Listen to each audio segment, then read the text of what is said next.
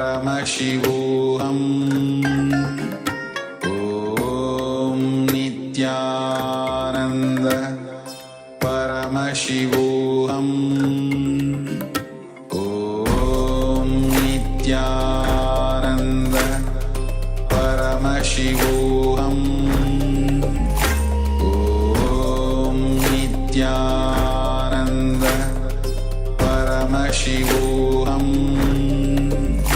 Om Nityananda Paramashivoham. Nityanandam. We welcome all the Paramashivoham Level 2 participants to the first session of the day, Nityananda Yoga. Let us all now settle down on our yoga mats. Have your Panchapatram and Udani ready. 1 cup and a spoon and some water for the ritualistic cleansing. Wear the Avadhanam, the Rudaksha Mala, and apply the Vibhuti and Kumkum on your forehead. All the male bodies, please remove your upper cloth and apply the Vibhuti on the 16 places over the body for the ritual of Nityananda Yoga. Male bodies are to remove the upper cloth during any ritual. Now settle down in a comfortable cross-leg position, keeping your head, neck, and spine in a straight line.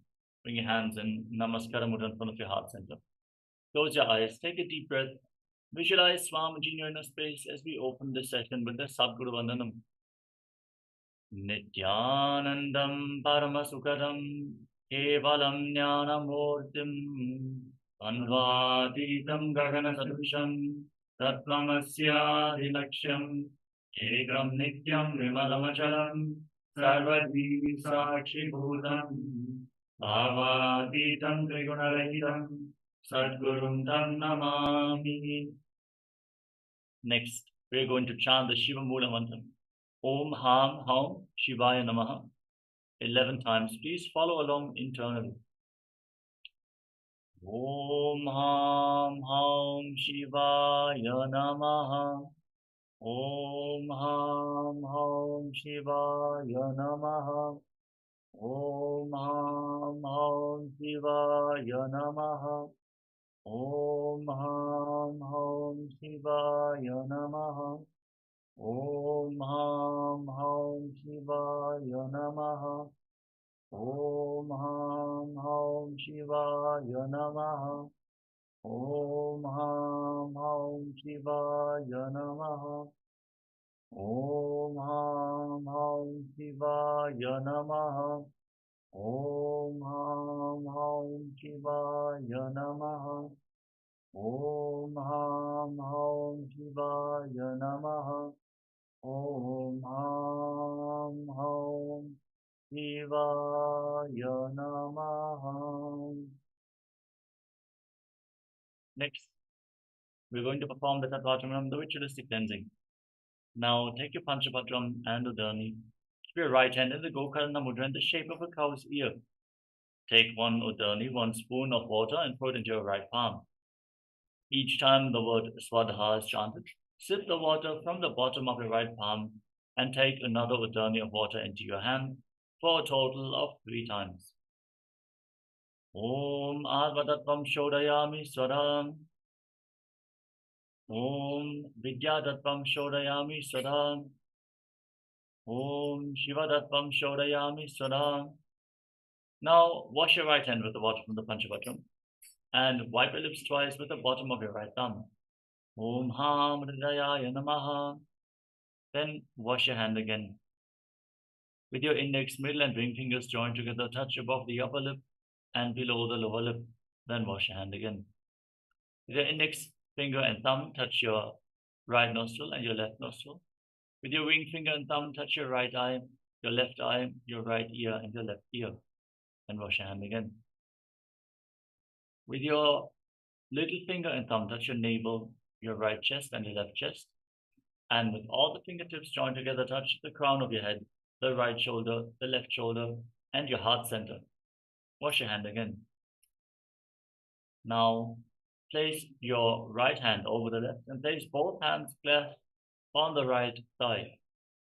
Make a Sankalpa, set a conscious resolution, what you are going to manifest as part of today's ritual of Nityananda Yoga.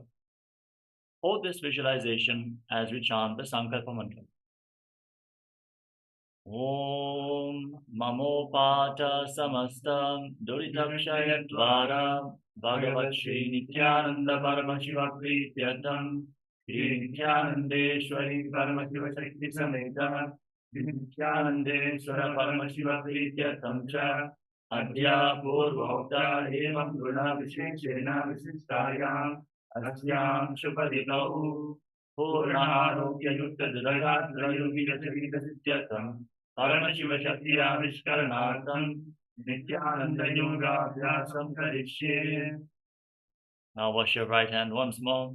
Om Apopasprishya. And then keep your Panchavatram and Udani aside out of harm's way, so we can safely enter into the ritual of Nityananda Yoga. First, we are going to cover the components of Internalization Yoga, starting off with asana, physical body postures. As you align your body to the cosmic geometry, strengthen the muscles, bring flexibility to the body, and awaken the Kundalini Shakti intensely. You align your physical body to Paramashivoham. Pranayama, breathing techniques. By controlling inhalation, retention, and exhalation of the breath, you infuse intense prana into the system, which is capable of cleansing the nadis, the energy channels of your body, aligning your breathing to Paramashivoham. Next is mudra, energy circuits performed by keeping your hands in certain hand gestures and by aligning various other body parts as well, redirecting the flow of the prana and awakening certain parts of the brain, the non-mechanical parts of the brain. Next is bandha, energy locks, performed by contracting certain muscles and diaphragms within your body, directing the prana flow upwards along your spine and preventing the prana from seeping out into the space around you. The bandhas we are going to perform are the Mula Bandha, the root lock, contracting your perineal floor and pulling it inwards. Uddiyana Bandha, the abdominal lock, contracting your stomach muscles above and below the navel and pulling your stomach firmly in and up towards your spine. And Jalanara Bandha, the throat lock, tucking your chin to the chest, internally contracting the throat muscles, thus locking the throat. No air should move in or out when the bandhas are engaged. Next is Mahamudra Bandha, which is the combination of all the three bandhas. Either in succession or in synchronicity, engage all the three bandhas. This forms Mahamudra Bandha. Next is Karana, sacred dance postures, as they have been preserved throughout the temples in India, carved in stone, frozen in time, and now revived with the right context as part of Nityananda Yoga. As you move your various body parts gracefully in synchronicity, aligned to the cosmic body movements, you bring intense awareness into every part of your body, and you arrive at a subtle but intense breathing flow, which intensifies the prana uptake with every single breath. Next is visualization. Hold the visualization which you're predicting on screen intensely. Embody that animal, that tree, that deity, and embody their qualities. Manifest the essence of every asana, for the visualization is unique for every asana. And manifest Mano Shakti, the power of thought, the ability to formulate a will and hold it in your inner space until it manifests. So focus on the visualization and turn your will into reality through Nityananda Yoga. Next is japa, the internal repetition of mantras. Visualize the japa rotating around your throat as you repeat it internally. This will cleanse your Vishuddhi chakra, the throat chakra, and awaken Vak Shakti, the power of speech, as you align your speech to Paramashivoham. And align even your listening to Paramashivoham. As you listen to the Sanskrit mantras, the scripture references for all the asanas. We are so blessed to have these mantras in the voice of the Supreme Pontiff of Hinduism himself. Listen in deeply and intensely. Even if you do not understand the Sanskrit language, it will awaken the subtle brain grooves and awaken certain energies within your system. As Sanskrit has a phonetic significance, this will work even if you do not understand the language. So listen in deeply to the scripture references for the asanas. Next is weightlifting. Keep some weights at the side of your yoga mat and intensify the asana practice. Understand bodybuilding is a spiritual practice as per the Supreme Pontiff of Hinduism. Strengthen your body, strengthen your nervous system to hold on to the spiritual energy and awaken the Kundalini Shakti more intensely during the asana practice by implementing some weights into your yoga practice. They don't have to be heavy. Light weights will do. Push yourself to the limit and experience your expansion through Nityananda Yoga. Next is mandala, the two-dimensional reflection of certain gods and goddesses. As you can see in the background of our acharyas, representing the Sri Yantra, which is a representation of Mahadeva's very inner space. As you gaze at this sacred yantra, intensely but gently, like you would gaze at a rose, it is being mirrored in your inner space. And you manifest the various energies of the cosmos into your microcosmos. Next is Abharanam, the sacred Rudraksha jewelry.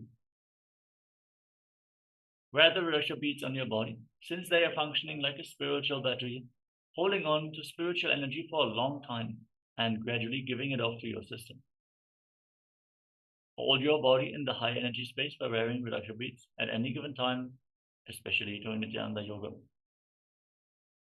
Finally, we have Aushadha, the alchemy science from the Siddha tradition. Apply these energy medicines on your body or ingest them into your system. This will infuse intense energy into your body, capable of curing even chronic diseases. So apply the vibhuti, apply the kumkum. And if you have any other aushadhas by the Supreme Pontiff of Hinduism available, you can also apply them during the yoga practice. We want to request all the participants to align to the proper attire for this ritual. And let us get ready to enter into the first asana of the sequence, which is Sukhasana. Sit in a comfortable cross-legged position, keeping your head, neck, and spine in a straight line. Place your hands on top of the knees in Bindu Mudra with index fingers and thumbs together. Breathe in Samana Kumbhaka. Inhale deeply into your navel region. Hold your breath. Then exhale fully.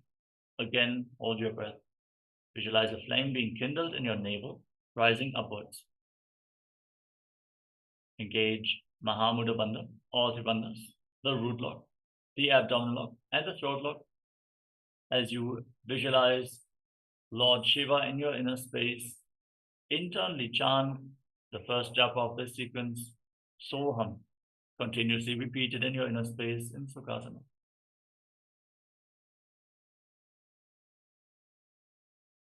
Sukhasana. Tat Sukhasanamityuktam ashaktastat samacharet asanam vijitam yena jitam tena jagatrayam. Parvatasana. Now place your feet on top of opposite thighs. Join your hands in Anjali Mudra and raise them up above your head. Engage Mahamudra Bandha, all three bandhas. As you visualize yourself as Mount Kailash. Athavakshe Mahadeva Parvatasana Mangalam Yatkritva Sthira Rupi Syat Shatchakradi Vilopanam. Alibhasana. Now extend your feet away from your body. Join the soles of your feet and lean forward and down. Interlock your hands behind your back and try to bring your forehead on the ground behind your heels. Engage Mahamudra Bandha, all three bandhas, as you gaze to the tip of the nose and visualize Swamiji in your inner space. Purava Vidiyahu Mejano Ubhai Pagathali Samputatano Vishtupachedo Bukaralyavo Dachina Karso Vam Gahavo. Nadi Bhavasana. Now rise back up, extend your arms out in front, cup your palms and place them on the ground in front of your feet. Again, bring your forehead on the ground behind the heels. Keep your feet extended. Gaze to the nose. Engage all the bandhas and visualize yourself as a snake. पूरब विधि परि आगाने नीचो हो भी कहू निपनास्यो लगागी हाथ आगाने धरती लगावे पसारी दो वो हाथ की अंजुली करे कोकिलासना. Now bring your hands into Prana Mudra. Extend index and middle fingers and hold on to little and ring fingers with your thumbs. Hold on to your big toes and then extend your legs forward and up and lean forward and down. Cross your legs into Padmasana and place your elbows on the ground. Engage Mahamudra Bandha, all the bandhas, and visualize yourself as a bird. अथान्यदासनं वक्ष्ये येन सिद्धो भवेन्नरः अकस्मात् वायुसञ्चारं कोकिलाभ्यासनेन च. नेटियासना. Now stack your knees and ankles in Ardha Padmasana and hold on to opposite elbows in front of your chest. Rotate your arms in wide circles. Engage Mahamudra Bandha. Gaze to the nose and visualize Swamiji. And every once in a while, change the direction of the movement. Hold on to opposite elbows and rotate your arms in Nityasana. घोड़ा वामापाद की आशमाहिली सोज दक्ष चरण को बारलौता परिकुल्प समोज वामपाद को महिलौ बहुरौ बुल्फतुचान तापरि घोड़ा दक्ष की आश बारली ढान. गजासना. Now place your hands flat on the ground and raise your hips up high. Scoop your head and chest forward and down again and again. Pull your stomach in and up in Uddiyana Bandha and visualize yourself as an elephant in Gajasana. नियुज्यं पादाग्रे भूमौ कृत्वालम्बी भूयामस्तकाग्रे निधाय नितम्बम् ऊर्ध्वमुन्नमय्य नाभिलक्ष्यं भूमौ नासिकामानिञ्य. Vrikshasana. From the same position, now push one heel down to the ground and lift the other heel up alternatingly. Pull your stomach in and up in Uddiyana Bandha and visualize yourself as a bear.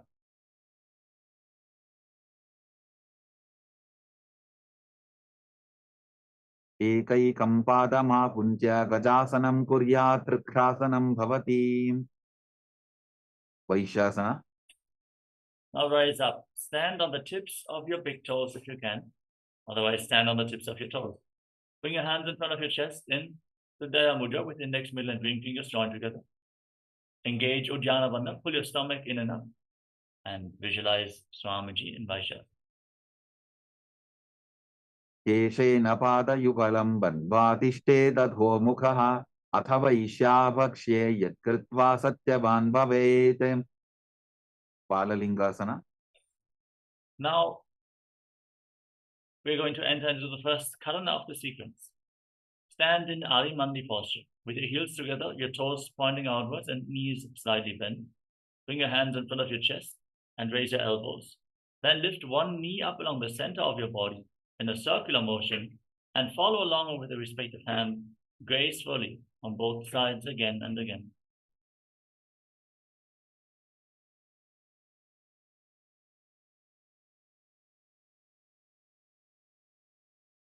Next up is Balalingasana. Now interlock your fingers from the outside in Sarva Shankari Mudra.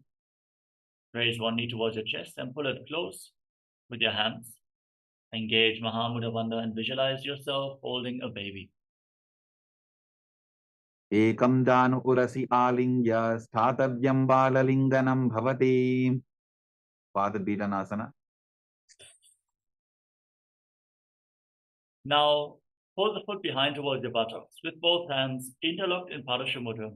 Keep your knees together, engage Mahamudra Bandha. Stand erect on the mat like a rock as you visualize Swamiji in Parapidanasana. स्थित्वैकस्मिन् पादतले कराभ्यां वेष्टयेत्तनं पृष्ठे संस्थाप्य यत्नेन पादपीडनमासनं. नटराजासना. Now hold the sole of the foot from the inside and kick the leg back and up. Extend the other arm forward with the hand in Bindu Mudra and visualize yourself as Lord Nataraja in Natarajasana. उत्तानपादं क्रौञ्चं च मरीचिं वीरभद्रकं नटराजं त्रिकोणं च स्थान्दुष्टप्रसारणे. Balalingasana.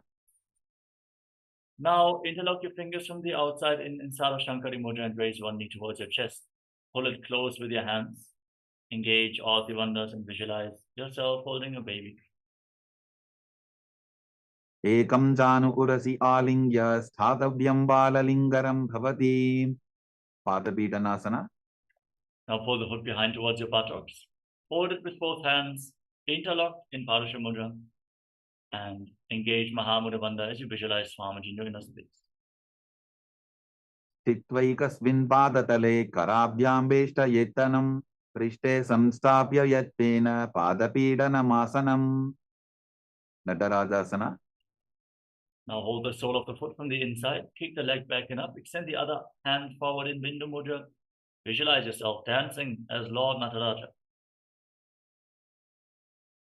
Uttanapadam krauncham cha marichim veerabhadrakam natarajam trikonam cha suptangushta prasarane. Tadasana. Next up is Ardharishtakarana. Stand in Arimandi, heels together, toes pointing outwards and knees bent. Bring your hands to the chest, then step the right foot behind the left and swing the right arm back and forth like a pendulum. Gracefully move your fingers one by one. Then place your hand over the nose and cross the ankle, step the left foot behind and repeat the movement on the other side.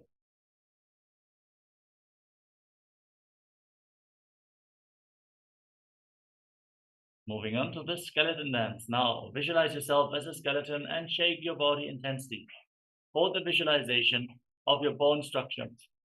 There's no muscles, no skin, no tissue, only bones in your body. Move every single bone of your body.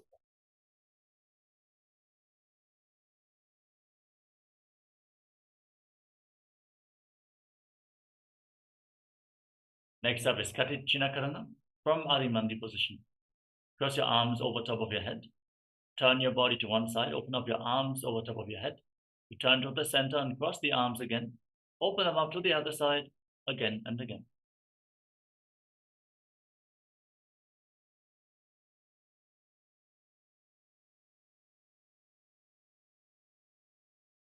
Now rise up onto the tips of your toes and raise your arms up parallel above your head.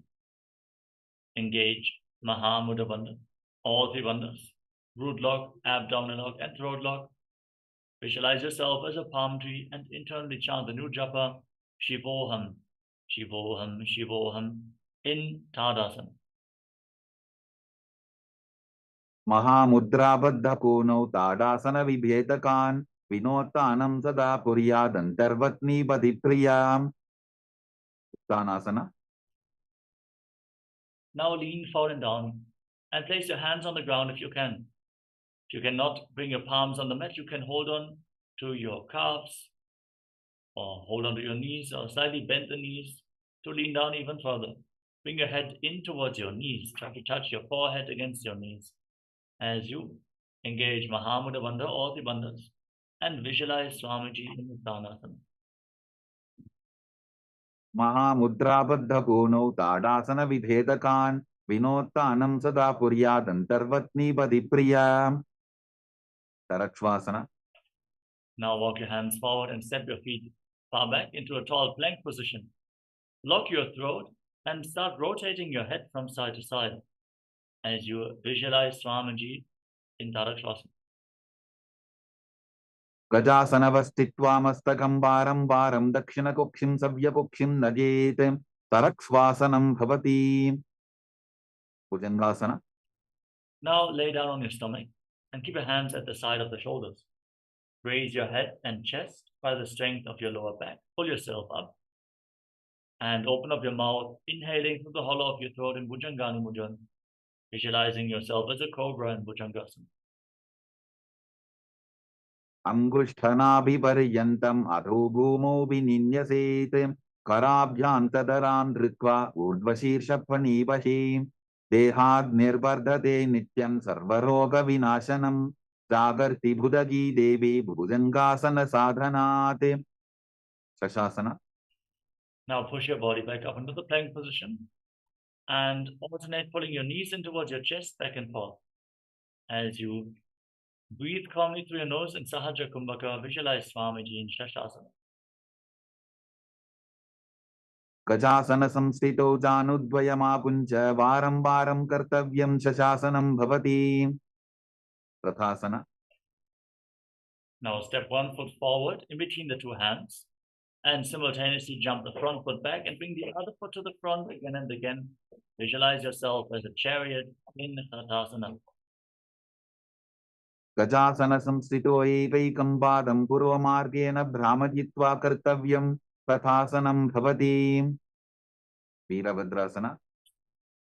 Now stand with one foot extended forward, the other foot far back. Rotate your hips forward. Bend the front knee at a 90-degree angle and raise your arms up parallel above your head. Engage Uddiyana Bandha. Gaze to your third eye. And visualize yourself as Lord Veerabhadra. Yes, you can hold weights in this asana to intensify this asana. Veerabhadrasana. वासिष्ठमथ कौण्डिन्यम् ऊर्ध्वकुक्कुटमेव च अष्टावक्रमथोत्थानं मयूरं सेतुबन्धनम् उत्थानपादं क्रौञ्चं च मरीचिं वीरभद्रकं नटराजं त्रिकोणं च सुप्ताङ्गुष्ठप्रसारणे Virabhadrasana. Now exchange the position of your legs. Bend the front knee. Back toes facing sideways. Pull your stomach in and up in Uddiyana Bandha. Lift your arms up over top of your head. Gaze up and visualize yourself as Lord Veerabhadra. Whenever you're not able to perform any of the asanas, you can focus on performing the other components more intensely. वासिष्ठमथ कौण्डिन्यम् ऊर्ध्वकुक्कुटमेव च अष्टावक्रमथोत्थानं मयूरं सेतुबन्धनम् उत्थानपादं क्रौञ्चं च मरीचिं वीरभद्रकं नटराजं त्रिकोणं च सुप्ताङ्गुष्ठप्रसारणे vrikshasana. Now stand on the mat. Raise one foot up towards the inner opposite thigh. Keep the heel close to the perineum. Join your hands in Anjali Mudra and raise them up above your head with your elbows straight. Pull your stomach in and up in Uddiyana Bandha and visualize yourself as a tree in Vrikshasana. वामोरुमूलदेशे च याम्यं पादं दिधायतो तिष्ठेतु वृक्षवद्भूमौ वृक्षासनमिदं विदुः गरुडासना. Now raise the foot on top of the opposite hip and join your hands in Namaskara Mudra in front of your heart center. Visualize yourself as Lord Garuda in Garudasana. गरुडासनमावक्ष्ये येन ध्यानं स्थिरं भवेत् सर्वदोषाद्विनिर्मुक्तो भवतीह महाबली एकपादमुरो बद्ध्वा एकपादेन दण्डवते जङ्घापादसन्धिदेशे जानुभ्यग्रं व्यवस्थितः vrikshasana.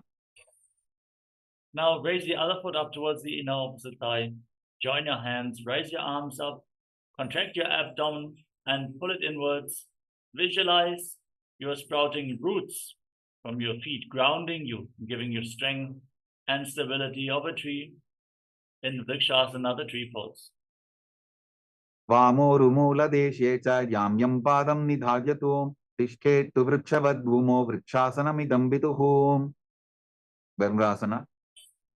Now bring the raised foot on top of the opposite hip and join your hands in Namaskara Mudra in front of your heart center. Visualize yourself having huge wings on your back in Garudasana.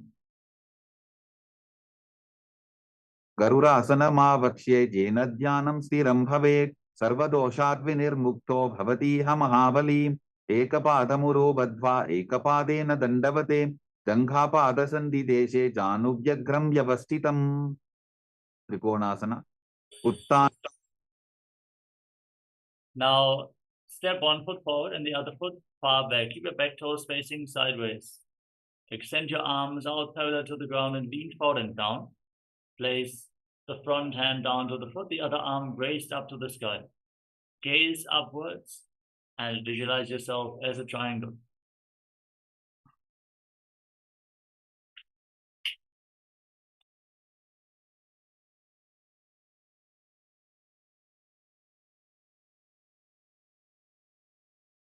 नपादं क्रौञ्चं च मरीचिं वीरभद्रकं नटराजं त्रिकोणं च सुप्ताङ्गुष्ठप्रसारणे त्रिकोणासना.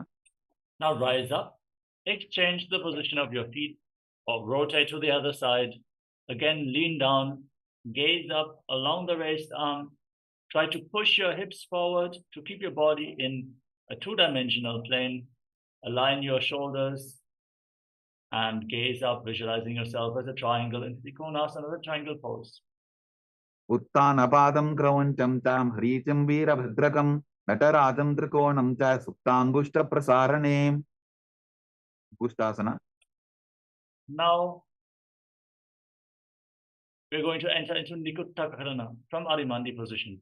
With your heels together, your toes pointing outwards and the knees bent. Raise one heel off the mat. Bring your hands in front of your chest with the palms facing each other. And then stomp the raised heel down and lift the other heel up, alternating on both sides again and again. And exchange the position of your hands in front of your chest.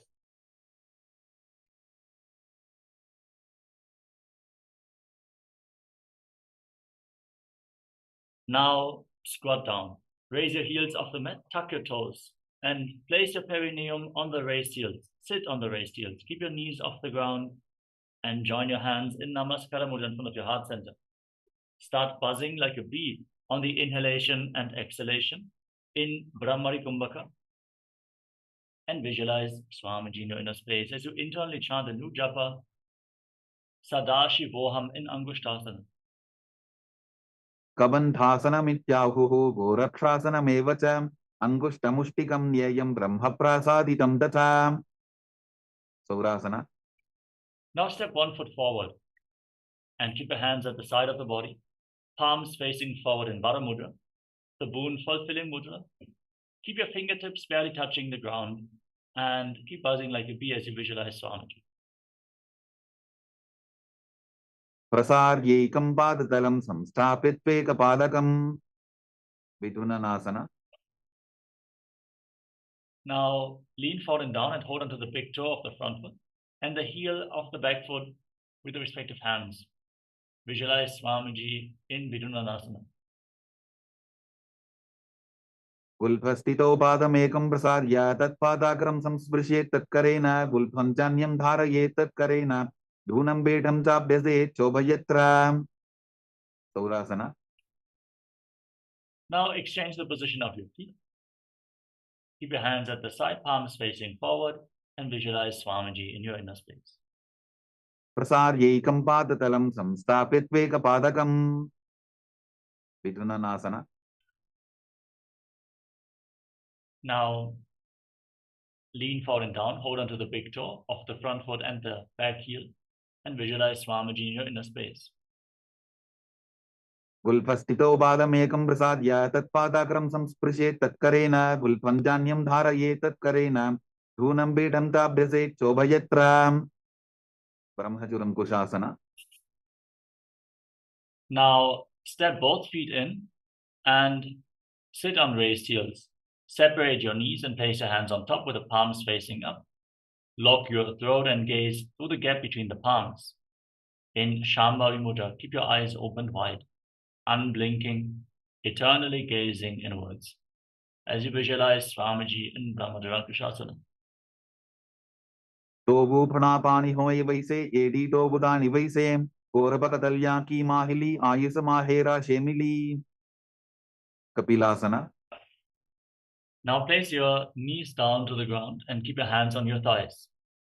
Gaze towards the tip of your nose and keep your toes tucked, sit on raised heels. Pull your stomach in and up in Uddiyana Bandhan and visualize yourself as sage Kapila Muni. उभय बकथली समठहरावे तिनको माहिली core मिलावे पनापानी उकर होये वैसे एडी तोबू जोनी निवैसे. भद्रकोरकासना. Now maintain your body in the same position but shift your gaze up towards your third eye and visualize Swamiji in your inner space. तोबू बकथली संपुट करे कोरवारिली भूपरिधरे कोरवारिली राफे ऐसे तापरी मूलद्वारिडी की बैसे. Suryasana. Now raise your knees off the ground. Keep the soles of the feet together and sit on raised heels. Keep your knees apart. Join the thumbs and little fingers and open up your palms, resembling a lotus flower in Padma Mudra. Raise your arms up over top of your head and gaze up through the gap between the palms. Put your stomach in and up in Uddiyana Bandha and visualize Lord Surya in your inner space in Suryasana. एडी तो वो बुता तरियाने फना पानी बैठक बु निठाने गोड़ा जंग अधर करी रहे आड़े वाम इसी विधि कहे मंडुकासना. Now place your knees and the top of the feet flat on the ground. Sit in between your heels with your toes touching behind your back. Place your hands flat on top of the knees. Gaze up towards your third eye. Visualize yourself as a frog and press your tongue up flat against the palate of your mouth in Mandukya Mudra. Breathe calmly through your nose in Sahajra Kumbhaka in Mandukasana. पाद तलो पृष्ठ देशे अंगुष्टे द्वैत संस्पृशेते दानो युग्मं पुरस्कृत्य साधयेन् मंडुकासनम. उत्तान मंडुकासना. Now maintain the same position but bring your hands up and behind your back, holding on to opposite shoulders. Pull your stomach in and up in Uddiyana Bandha. Gaze to your third eye. Direct the energy flow upwards. As you visualize yourself as a frog, press your tongue up against the palate of your mouth in Mandukya Mudra and Uttana Mandukasana.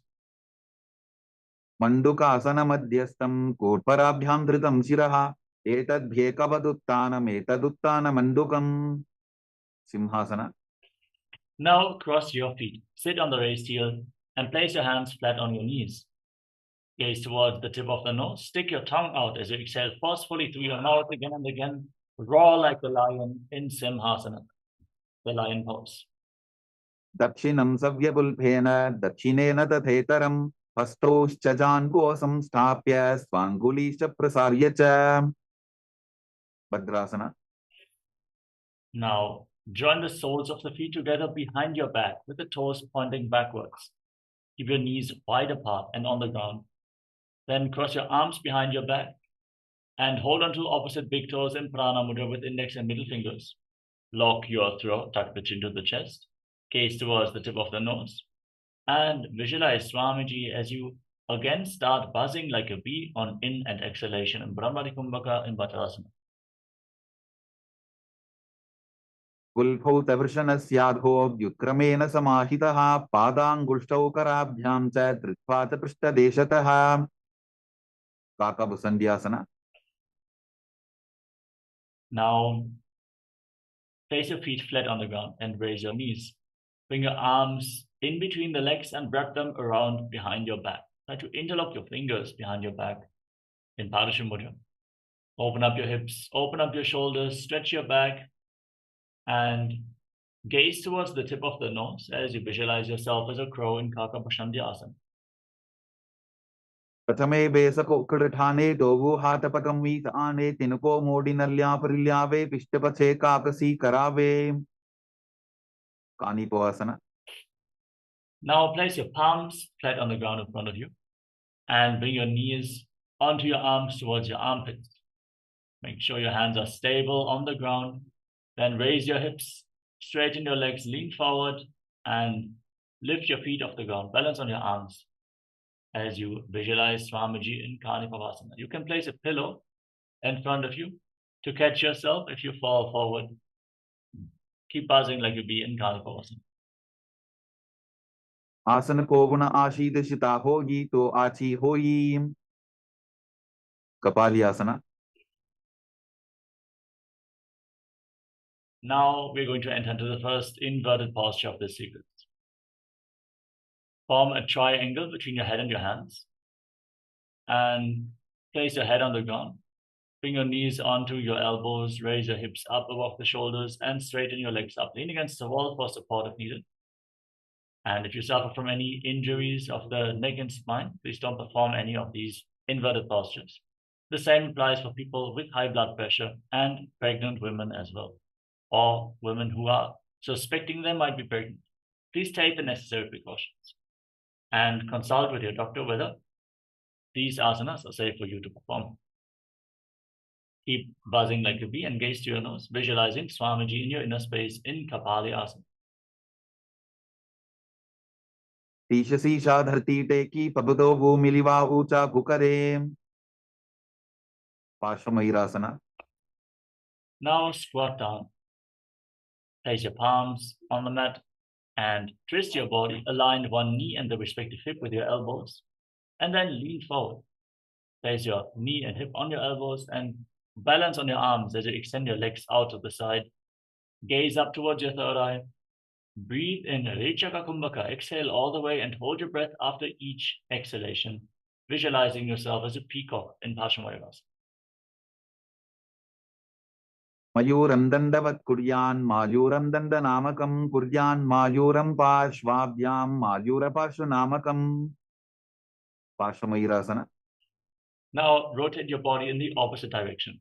Again, align your knee and your hip with your elbows. Lean forward and extend your legs out to the side. Balance on your arms. Gaze up to your third eye and visualize yourself as a beautiful peacock in Paramashivoham. मयूरं दण्डवत् कुर्यान् मायूरं दण्डनामकं कुर्यान् मायूरं पार्श्वाभ्यां मायूरपार्श्वनामकं बहिरागनाथासना. Now walk your hands forward and step your feet back into a tall plank position. Then step one foot forward, outside the shoulder, in between the two hands. Lift your head, gaze up towards your third eye, and visualize yourself as Lord Kalabhairava in Bhairaganathasana. आसन को गुणपीति जायी बहिरागनाथासना. Now set the front foot back and bring the other foot forward, outside the shoulder, in between the hands. Gaze up. Keep the Mula Bandha engaged as you visualize yourself as Lord Kalabhairava. आसन को गुणपीति जायी उन्मुख पीठासना. Now bring your forearms down to the ground from the plank position with both feet back. Raise your hips, lift your head up, and gaze upwards towards your third eye as you visualize Swamiji in Unmukha Pithasana. भून्निष्ठौ जानुनी हस्तौ चतुष्पदममान्मुखम् उत्थापिताङ्घ्रियुगलकटिस्थलमभिरुका वसिष्ठासना. Now rise back up onto your hands and rotate your body. Lift one arm up towards the sky and gaze up along the raised arm. Visualize yourself as Sage Vishesha in Vasishthasana. ऊर्ध्वकुक्कुटवासिष्ठ मरीचिहलमत्स्यकं परिवृत्तिं चोदरस्य विविधं धनुरासनं वसिष्ठासना. Now rotate your body in the opposite direction. Lift the other arm up. Keep your shoulders aligned, your body straight as a plank. Engage your core intensely and visualize yourself as Sage Vishesha. ऊर्ध्वकुक्कुटवासिष्ठ मरीचिहलमत्स्यकं परिवृत्तिं चोदरस्य विविधं धनुरासनं अंजनीयासना. Now come to a seated position with your legs extended forward. Bring your hands underneath the buttocks with your palms facing up. Lock your throat, tuck your chin to the chest, and gaze towards the tip of your nose. Internally chant the new japa, Mahasavashivoham, as you visualize yourself as Lord Hanuman in Anjaneyasana. दोबो करकी ube हथेली कोरवारली मैले बेली सो आगाने भूपरिदाशे महाने अंगुली मिलिराशे पश्चिमतानासना. From the same position, now lean forward and down. Catch your big toes and prana mudra and lean forward and down. Bring your head towards your knees. Engage Mahamudra Bandha, all of the bandhas, root lock, abdominal lock, and throat lock as you visualize Swamiji in Paschimottanasana. जानु परिललाटन्तु पश्चिमं तानमुच्यते येन केन प्रकारेण सुखं धार्यं च जायते ugrasana. Rise up, slightly separate your knees and interlock your fingers around your neck. Then lean forward and down and bring your head in between the knees with your elbows outside the legs. Squeeze your core, engage Mahamudra Bandha. Try to bring your head in between the legs as you visualize Goddess Kali in your inner space in Ugrasana.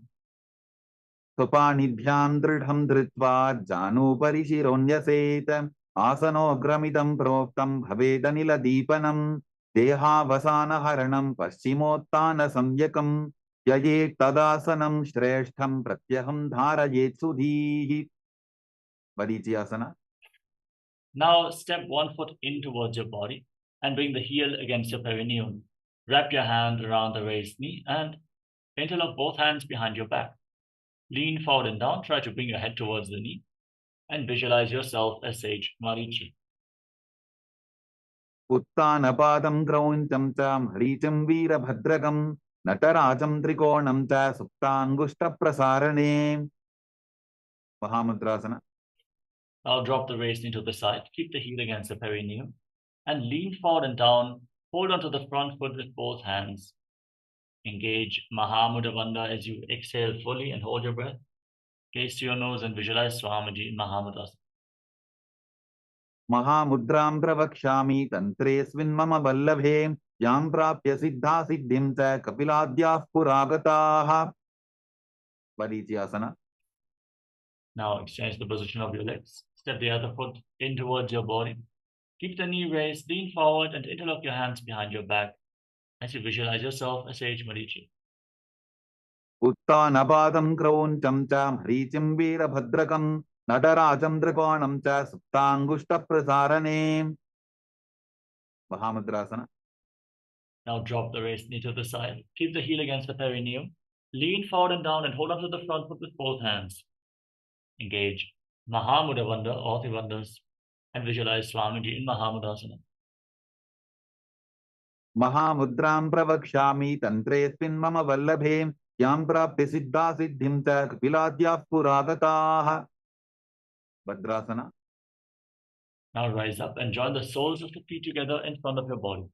Interlock your fingers around your toes and pull your heels in towards your perineum. Push your knees down to the ground, open up your hips.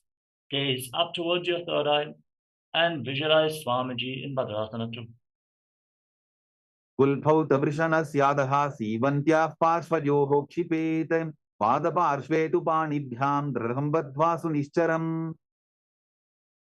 Valipavasana. Now slightly extend your feet away from the body. Place your hands on the respective knees and keep your toes touching and separate your heels. Lock your throat. Gaze to the tip of the nose and visualize Swamiji in Valipavasana. Puravajar pidichoka kakhyo soyi vahi vidichoki je soyi yame edi bhinna jarashe angula at antaro rashe. Donyasana. Now bring your feet back in towards your body. Hold onto the soles of the feet with your fingers and lean forward and down. Place your forehead on the ground in front of your feet. Gaze to the tip of the nose and visualize Yoni Mandala, the visual representation of Devi Paramashiva Shakti in Joni Asana. Dogo pagadali samputakare edi medkeding dadare ardhatako antararashe lilata pakathalya uparadashe. Midaki Pavasana. Now rise up and extend your feet away from the body once more. Keep your heels together and separate your toes as you extend your arms out to the side and lean forward and down. Place your forehead on the ground just behind your heels. Gaze to the tip of the nose and visualize Swamiji in Midaki Pavasana. Purava viti paripagathali samputa shola edi milidashe. Siddha Samadhi Asana. Now bring your feet in towards your body. Keep your toes together and separate your heels. Scoop your hands below the shins with the palms facing up. Rest your face on the mat and bring your toes against your throat. Gaze towards the tip of the nose. And visualize Lord Surya in your inner space in Siddha Samadhi Asana. Dogo pagadari samputakare sole medha aga medhare angula at antaro rashe edi ko ese vididashe. Chiniki Pavasana. Rise up, pull your feet in towards your body. Hold onto the soles of the feet and open them up like a book as you press your elbows down onto your thighs. Keep the soles of the feet facing upwards. Gaze to the tip of the nose and visualize Swamiji in Chinaki Pavasana. Dogu pakagi edi dhati magiva medharagave. Sarbrajokasana. Now join the soles of the feet and place your hands on top of the respective knees. Gently push your knees down to the ground as you pull your stomach in and up in Uddiyana Bandha. Gaze up towards your third eye and visualize Swamiji in your inner space. If you're already able to bring your knees down all the way to the ground, you can try to elevate your feet or sit on an elevated object to push your knees down even further in Charapada Chukasana. Dobu Bagadali Samputadhare, Avane Kaizare Pasare, Gora Bhusu, Lavatarashi, Hatatobu, Gora Paridashim. Bhairavasana. Now rotate your feet. Raise your heels, bring the toes down to the ground, and then bring your knees down to the mat. Place your hands on top of the respective knees in Bindu Mudra, with index fingers and thumbs together. Pull your stomach in up in Uddiyana Bandha. Gaze to your third eye and visualize yourself as Lord Kalabhairava in Bhairavasana. Gulpo Sampita Chan Yonyam Vikrameno Titam Shanihi, Chanbo Pasvakato Hasto Dandavat Bhairavasanam. Samanasana. Now bring one heel against your perineum and lift the sole of the other foot against your chest with both hands. Gaze up towards your third eye and visualize Swamiji in your inner space as you exhale and hold your breath in Rechaka Kumbhaka in Samanasana. Samanasana Vakshe Siddhamantradi Sadhanat, Ekapadamaro Datva Guhyonyalinga Vatrake. Svanasana. Now lift the raised leg over top of the respective shoulder. Place your hands on the ground for support and extend the other leg forward and up. Gaze up towards your third eye as you visualize Swamiji in your inner space. Kevalam padame kancha skandhe charope yettataha, Ekapadena gagane tishteta vatrabhon. Samanasana. Now bring the other heel against your perineum and lift the opposite foot against your chest. Gaze to your third eye and visualize Swamiji in Samanasana on the other side. Samanasana Vakshe Siddhamantradi Sadhanat, Ekapadamaro Datva Guhyonyalinga Vatrake. Apanasana. Now lift the raised leg over top of the respective shoulder and extend the other leg forward and up. Gaze to your third eye. Exhale and hold your breath as you visualize Swamiji in Apanasana. Kevalam padame kancha skandhe charope yettataha, Ekapadena gagane tishteta vatrabhon. Omkhasana. Now stack your knees in front of your body. Bring your heels outside opposite hips. Interlock your fingers on the top knee. Gaze towards the tip of the nose. And start breathing in Siddhkari Kumbhaka. Hiss through your teeth on the inhalation. And exhale through your nostrils. Internally chant Om Nithyanandoham, visualizing the face of a cow in Gomukhasana.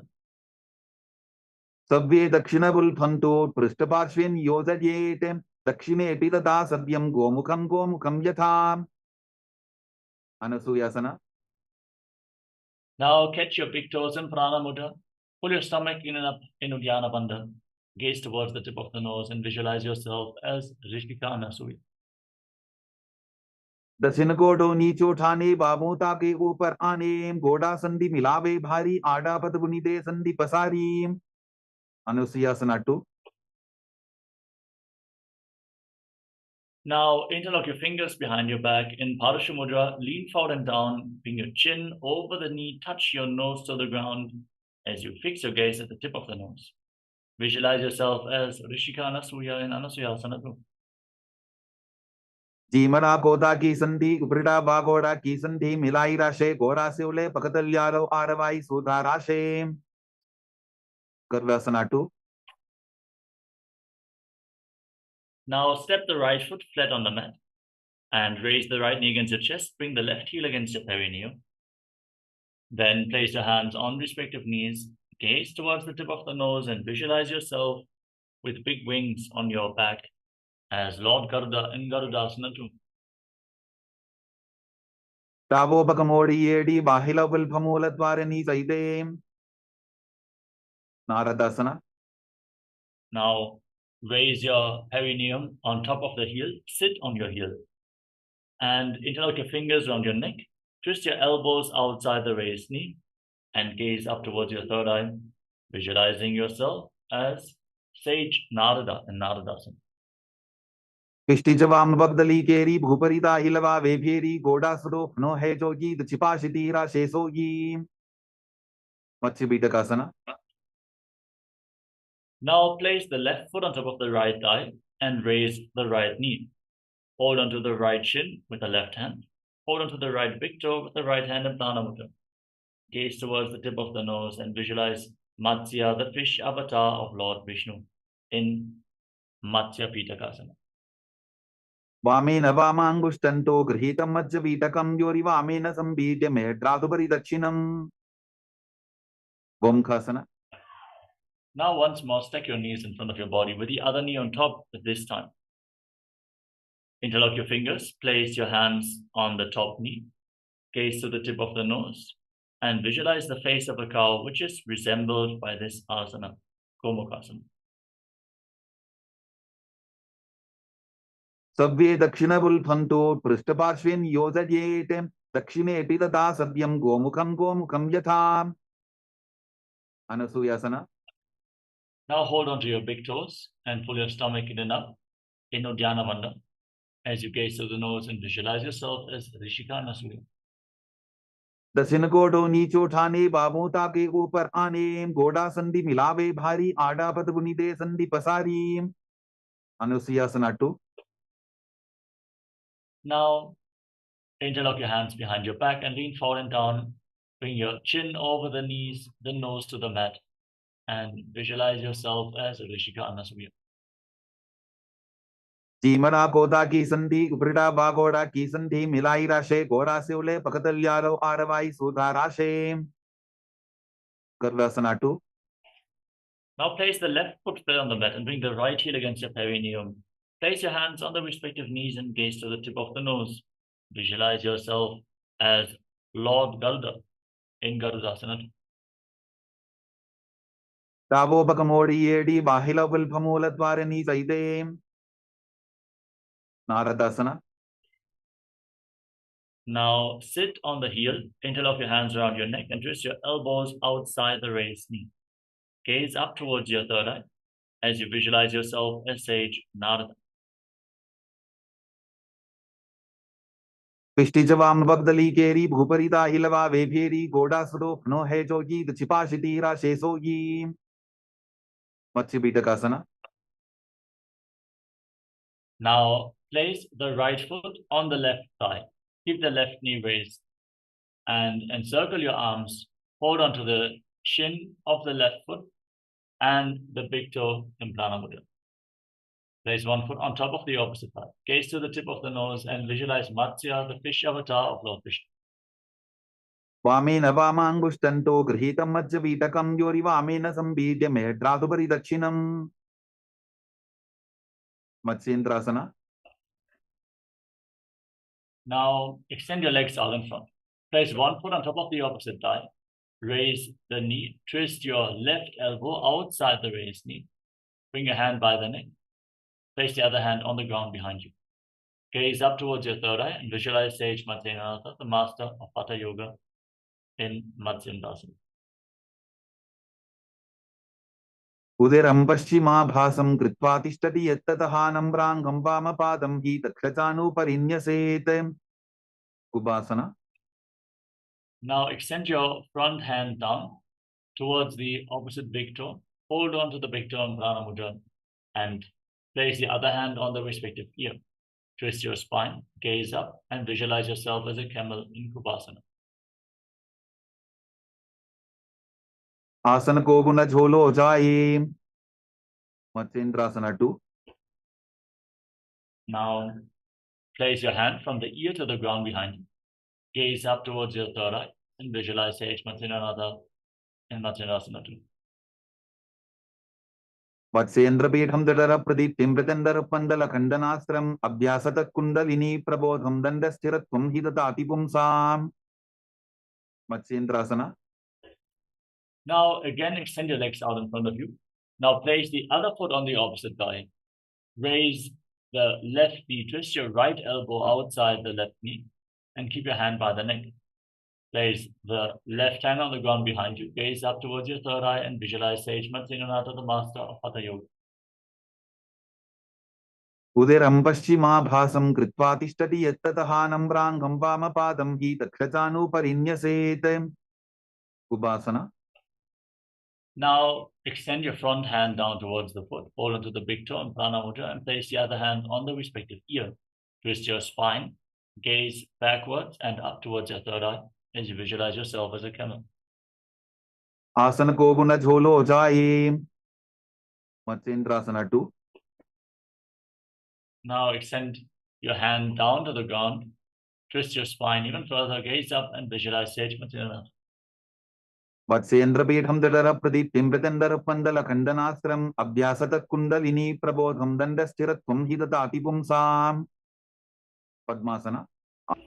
Now place your feet on top of opposite thighs. Keep your hands flat on your knees and gaze towards the tip of the nose. Engage Mahamudra Bandha or the bandhas.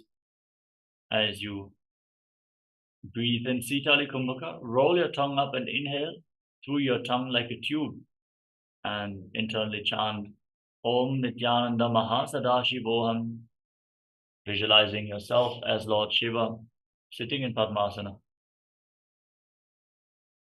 Asanam dvedham proktam padmam vajrasanam tatha urdho rupaiche dhatte ubhe padatale yatha.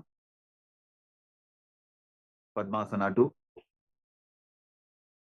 Now cross your arms in front of your body, maintain Padmasana, hold onto the big toes in Dana Mudra, gaze towards the tip of the nose and visualize yourself as Devi Paramashivoham. उत्तानौ चरणौ कृत्वा ऊरु संस्थौ प्रयत्ततः ऊरु मध्ये तथोत्तानो पानी कृत्वा तु तादृशो. Ukkutasana. Now bring your hands through your legs, with your legs in Padmasana. Place your palms on the ground and lift your entire body off the mat. Balance on your arms as you breathe calmly through your nose in Sahadra Kumbhaka and visualize yourself as a rooster in Ukkutasana. Padmasanam susamsthapya nanvororantare karo niveshya bhuma vasishted yomastha Ukkutasana. Baddhakeki asana. Now rise up onto your knees. Maintain your legs in Padmasana. Place your palms on the ground, fingers pointing towards your knees. Bend your elbows, bring them against your navel. Lean forward, lift your body off the ground. Balance on your arms. Visualize Swamiji in Baddhakeki asana. Dhramavashtabhyakarत्वेन तत्कूर्परिस्थापितानाभिपार्श्वः उच्चासनो दण्डवदुत्थितर्थे मायूरमे तत्र वदन्ति पीठम् मयूरं पद्मकं कुर्यात् बद्धकेकीति कथ्यते. Mayurasana. Now, from the same position, extend your legs straight back. Keep your hands on the ground, fingers pointing towards your body, elbows against your navel. Lift your legs off the ground and visualize yourself as a peacock in Mayurasana. अथ वक्ष्ये महादेव मयूरासनमुत्तमं भूमौ निपात्य हस्तौ द्वौ कूर्परोपरि देहकम्. Makarasana. Now lay down on your stomach, interlock your hands around your neck, place your forehead on the ground and rotate your feet so the toes are pointing to the side and the heels are touching the mat. Visualize yourself as a crocodile in Makarasana. अध्यासशेदे हृदयं निधाय भूमौ च पादौ च प्रसाद्यमानो शिरश्च धृत्वा करदण्डयुग्मे देहाग्निकारं मकरासनं तत्. Kalabhairava. As you lay on your stomach, place your hands on the ground next to your shoulders and lift your legs off the mat, including your knees. Hold your legs off the ground as you visualize yourself as a locust. अध्यासशेदे करयुग्मवक्षो भूमिमवष्टभ्यकरयोस्तलाभ्यां पादौ च शून्ये च वितस्तिचोर्ध्वं वदन्ति पीठं शलभं मुनीन्द्राः. Ustrasana.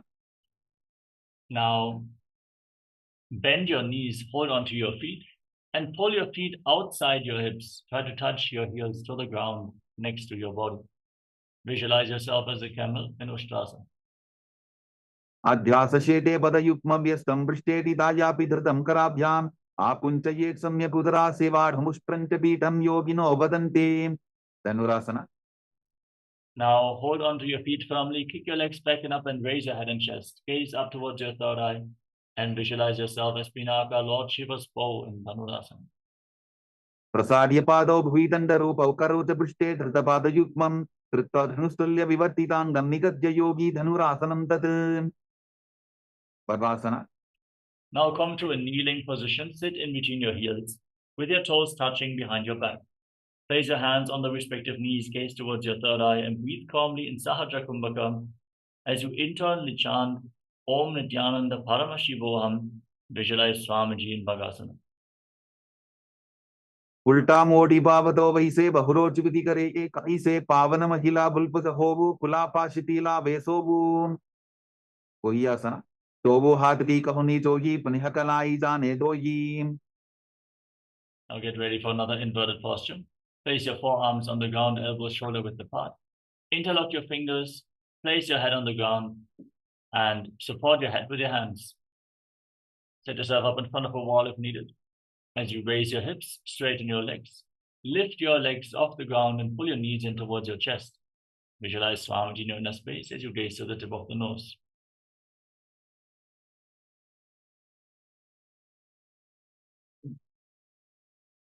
Now, from Gohyasana, extend your legs up straight into a headstand.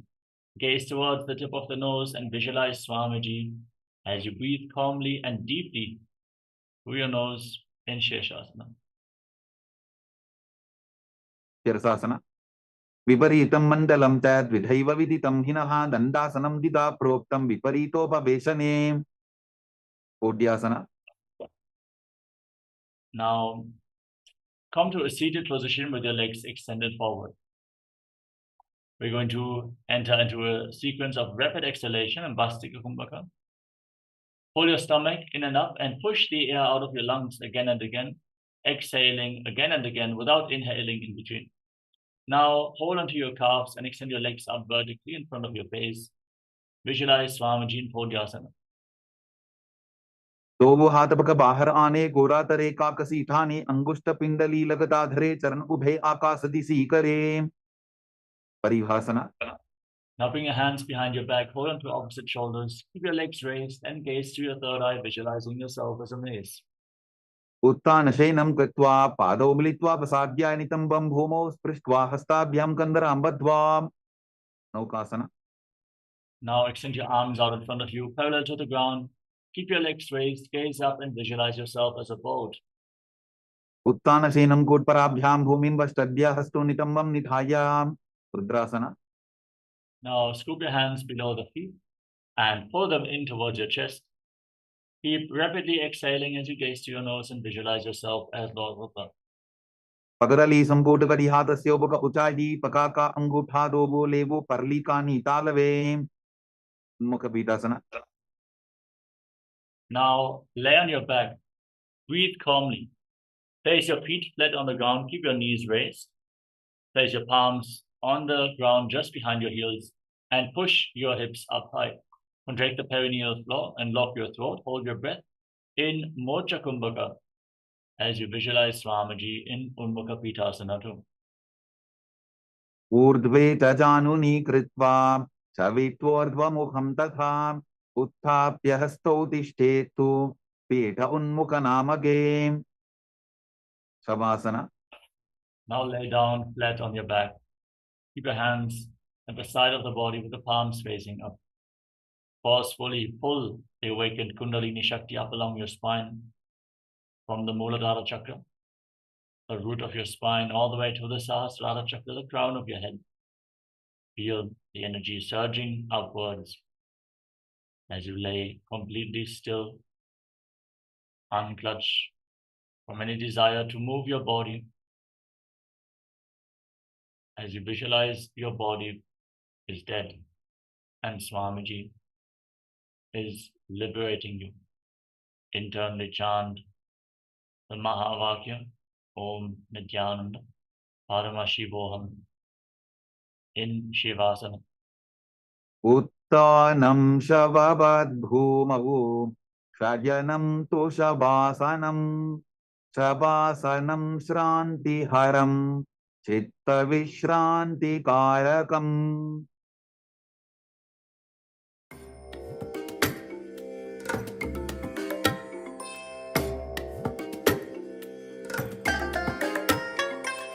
I bless you all. Let you all open all your three eyes and manifest the powers of Mahasadashiva. Om Nityananda Paramashivoham. Om Nityananda Paramashivoham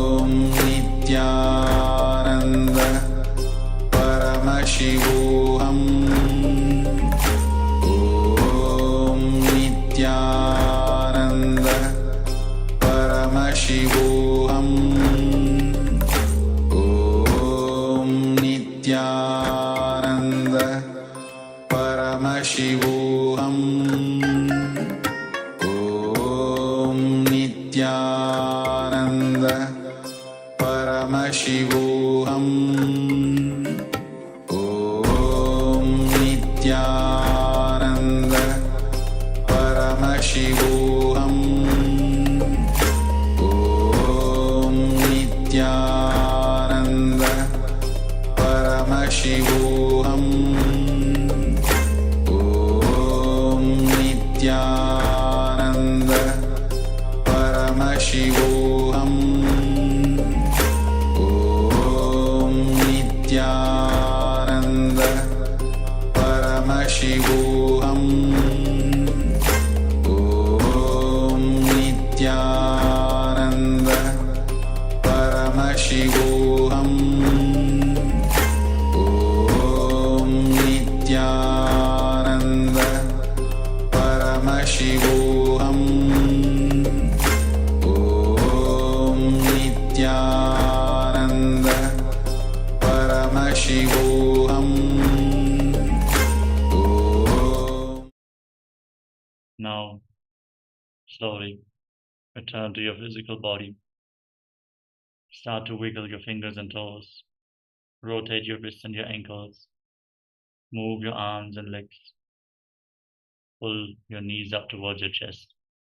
Encircle your legs with your arms and rock your body from side to side as you return to a comfortable seated position. Congratulations! We completed the first 108 asanas of this sequence, the Pratama Vinyasakam. Let us now get ready to continue the Dvidya Vinyasakrama, the next asana of the sequence. Yathasana Nishthasana. Sit in a comfortable posture that brings ease to your physical and mental space. Any asana which is comfortable for you, you can enter. Place your hands on top of your knees in Bindu Mudra with index fingers and thumbs together.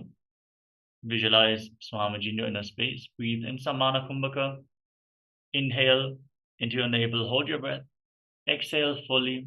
Again, hold your breath. Visualize a flame rising up your spine as you internally chant Om Nityananda Paramashivoham in Yathasana Nishthasana.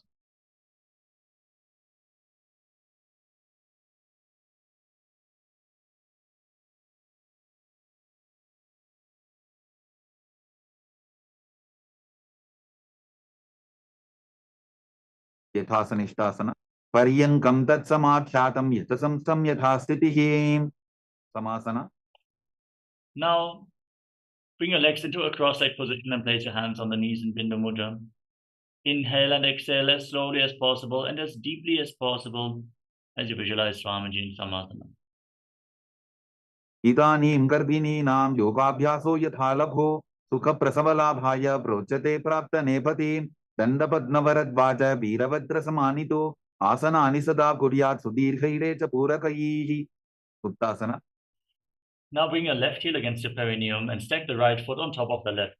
Keep your hands flat on your knees, gaze towards the tip of the nose, and visualize yourself as a sage liberated by the Supreme Pontiff of Hinduism. निपीड्यसीविनीं सूक्ष्मां दक्षिणेतरबुल्भतः वामं यां येन बुल्भेन मुक्तासनमिदं भवेत्. सिद्धासना. Now shift your gaze up towards your third eye and visualize Swamiji in your inner space. स्थानुस्सम्यमिदेन्द्रियोतलदशा पश्यन् भ्रुवोरन्तरं चैतन्मोक्षकपादभेदजनकं सिद्धासनं प्रोच्यते. सिद्ध्यासना. Now shift your gaze down towards the ground in front of you and engage Mahamudra Bandha, all three bandhas, as you visualize Swamiji in your inner space. वामपादिके इडीजानो सीवनिमधितासुकोठानो.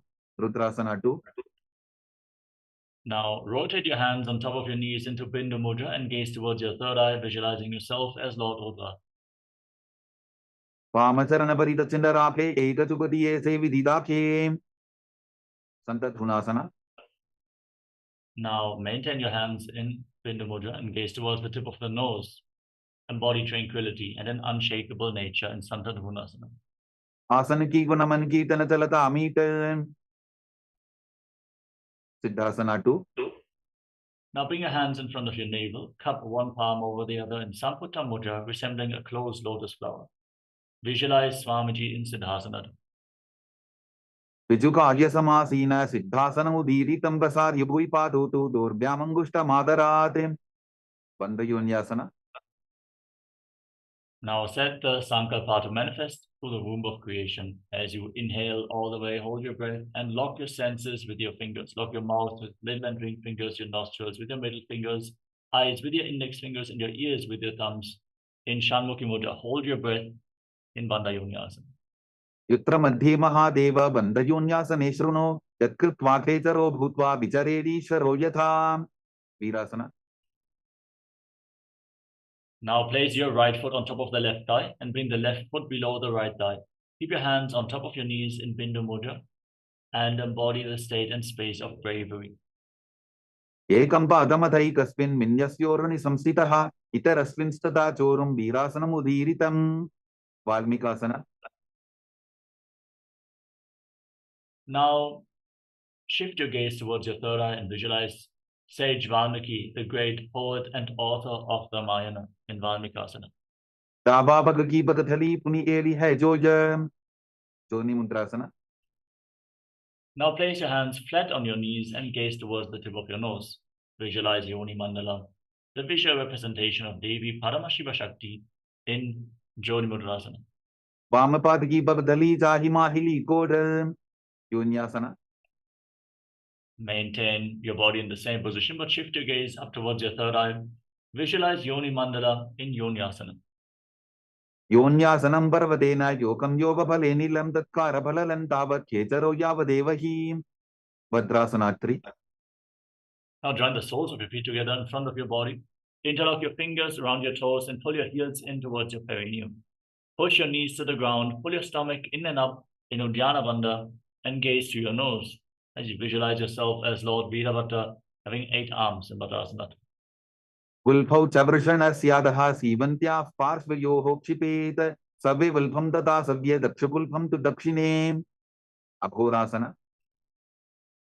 Now gaze up towards your third eye and curl your tongue back and push it up in Kechari Mudra. Place your left hand on the respective knee and cover your mouth with your right hand as you close your left nostril with your index finger. Inhale through the right nostril.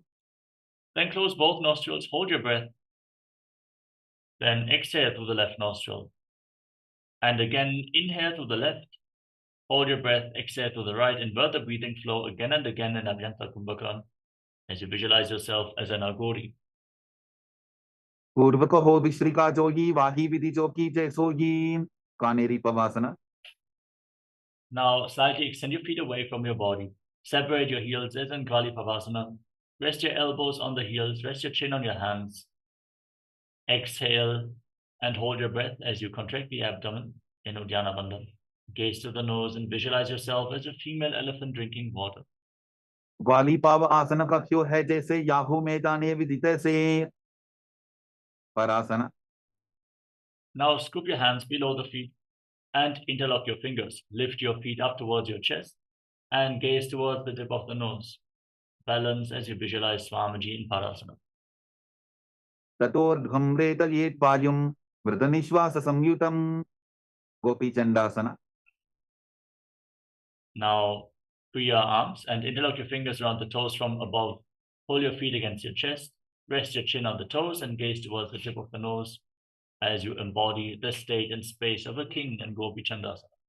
Purava vidipataka angutha kantuku parashem. Udarasana.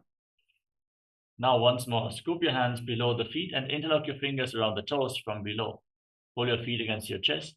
Rest your chin on the toes, gaze towards the tip of the nose and visualize your body free from any defects. Tovo papadali sambhutthane ubaya hastakari urdhahitane. Vishishtasana. Now lift your feet up higher in front of your forehead. Keep your fingers interlocked around the toes and visualize yourself excelling in everything in Vishishtasana. Do papadali jodi sambhut kare. Bhujasana. Now, one by one, lift your legs up behind your neck And bend your arms up, hold on to your neck with your hands. And visualize yourself as a cobra in Bhujasana. Shirasanam ta vidyayam kapshasanam atah param grivasanam ta paramam bhujasanam ihochyate. Kalyanasana. From the same position, now bring your hands behind your lower back. Try to interlock your fingers behind your back. Balance as you gaze towards the tip of the nose and visualize yourself as a beautiful, auspicious goddess in Kalyanasana. You can lean against the wall for balance. Do hath pakam nichane tinko goda niche thane. Sankatasana. Now place the top of your left foot flat on the mat and sit on the left heel. Stack your right knee over top. Place your hands on opposite knees. Gaze forward in Vaishnavi Mudra, not focusing on any external happenings, just focus on your inner space. Visualize yourself as an elegant swan as you breathe in Ujjayi Pranayama. Make an ocean-like sound from your throat. Keep your throat engaged. Inhale through nose and mouth at the same time. And then exhale through your nose. Keep your throat engaged in Sankatasana. Vamapadam chiter moolam sanyasadar nitale patadandena jam yena beshtayet vamapadatam. Dhenukasana. Now slide the left foot outside the hip, sit in between your heels. Interlock your hands and place them on the top knee. As you pull your stomach in and up in Uddiyana Bandha and visualize a cow in your inner space. Anusati nagara banjaram vrishil indavilyam neem. Pachandrasana. Now place your right foot on the left thigh and bring the left foot on top of the right knee. Bring your left arm behind your back, twist your spine, hold on to opposite thighs. Once you catch a hold of the thighs, twist your spine even more, gaze up and visualize Swamiji in Machandrasana. Vamajanga paritachara thane vamahastapishti disane. Machandrasana 2. Now untwist your spine, hold on to your big toes and lean forward and down. Place your forehead on the ground and visualize Swamiji in your inner space. Prasamaji manatar najajoji vamadanda varila phesoji. Guru asana. Rise up. Interlock your fingers and place them on the left knee, the top knee. Engage Mahamudra Bandha or Tribandhas and visualize Swamiji in Guru asana. Guramole drabadasya kanittika pradesu vulbhamsam sapya. Sankatasana. Now place the top of the right foot on the mat and sit on the right heel. Stack your left knee over top. Hands on opposite knees, gaze forward, and visualize yourself as an elegant swan. Vamapadam chiter moolam sanyasadar nitale patadandena jam yena beshtayet vamapadatam. Dhenukasana. Now slide the right foot outside the hip. Sit in between your heels with your hands interlocked on the top knee. Engage Uddiyana Bandha, pull your stomach in and up and visualize a cow in your inner space. Anusati nagara banjaram vrishil indavilyam neem. Pachandrasana. Now slide the left foot on the right thigh and place the right foot on top of the left knee. Bring your right arm behind your back and twist your spine. Hold on to opposite thighs and gaze to your third eye. Visualize Swamiji in your inner space. Vamajanga paritachara thane vamahastapishti disane. Machandrasana 2. Untwist your spine, hold on to your big toes and lean forward and down. Place your forehead on the ground and visualize Swamiji in your inner space. Prasamaji manatar najajoji vamadanda varila phesoji. Guru asana. Rise up, interlock your fingers and place them on the right knee, the top knee.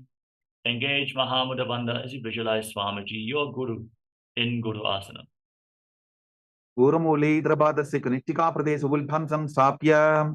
Pashvasana. Now place your feet flat on the ground. Pull your knees against your chest with your hands. And gaze up towards your third eye as you curl your tongue back and push it upwards in Kechari Mudra. Visualize Swamiji in Parshasana. Padatale bhumo nidhagya chanani ursi nidhagya viparita hastabhyabhu saita dange nibadhya. Bodheshokasana. Now hold on to opposite wrists with your hand and rest your chin on the knees.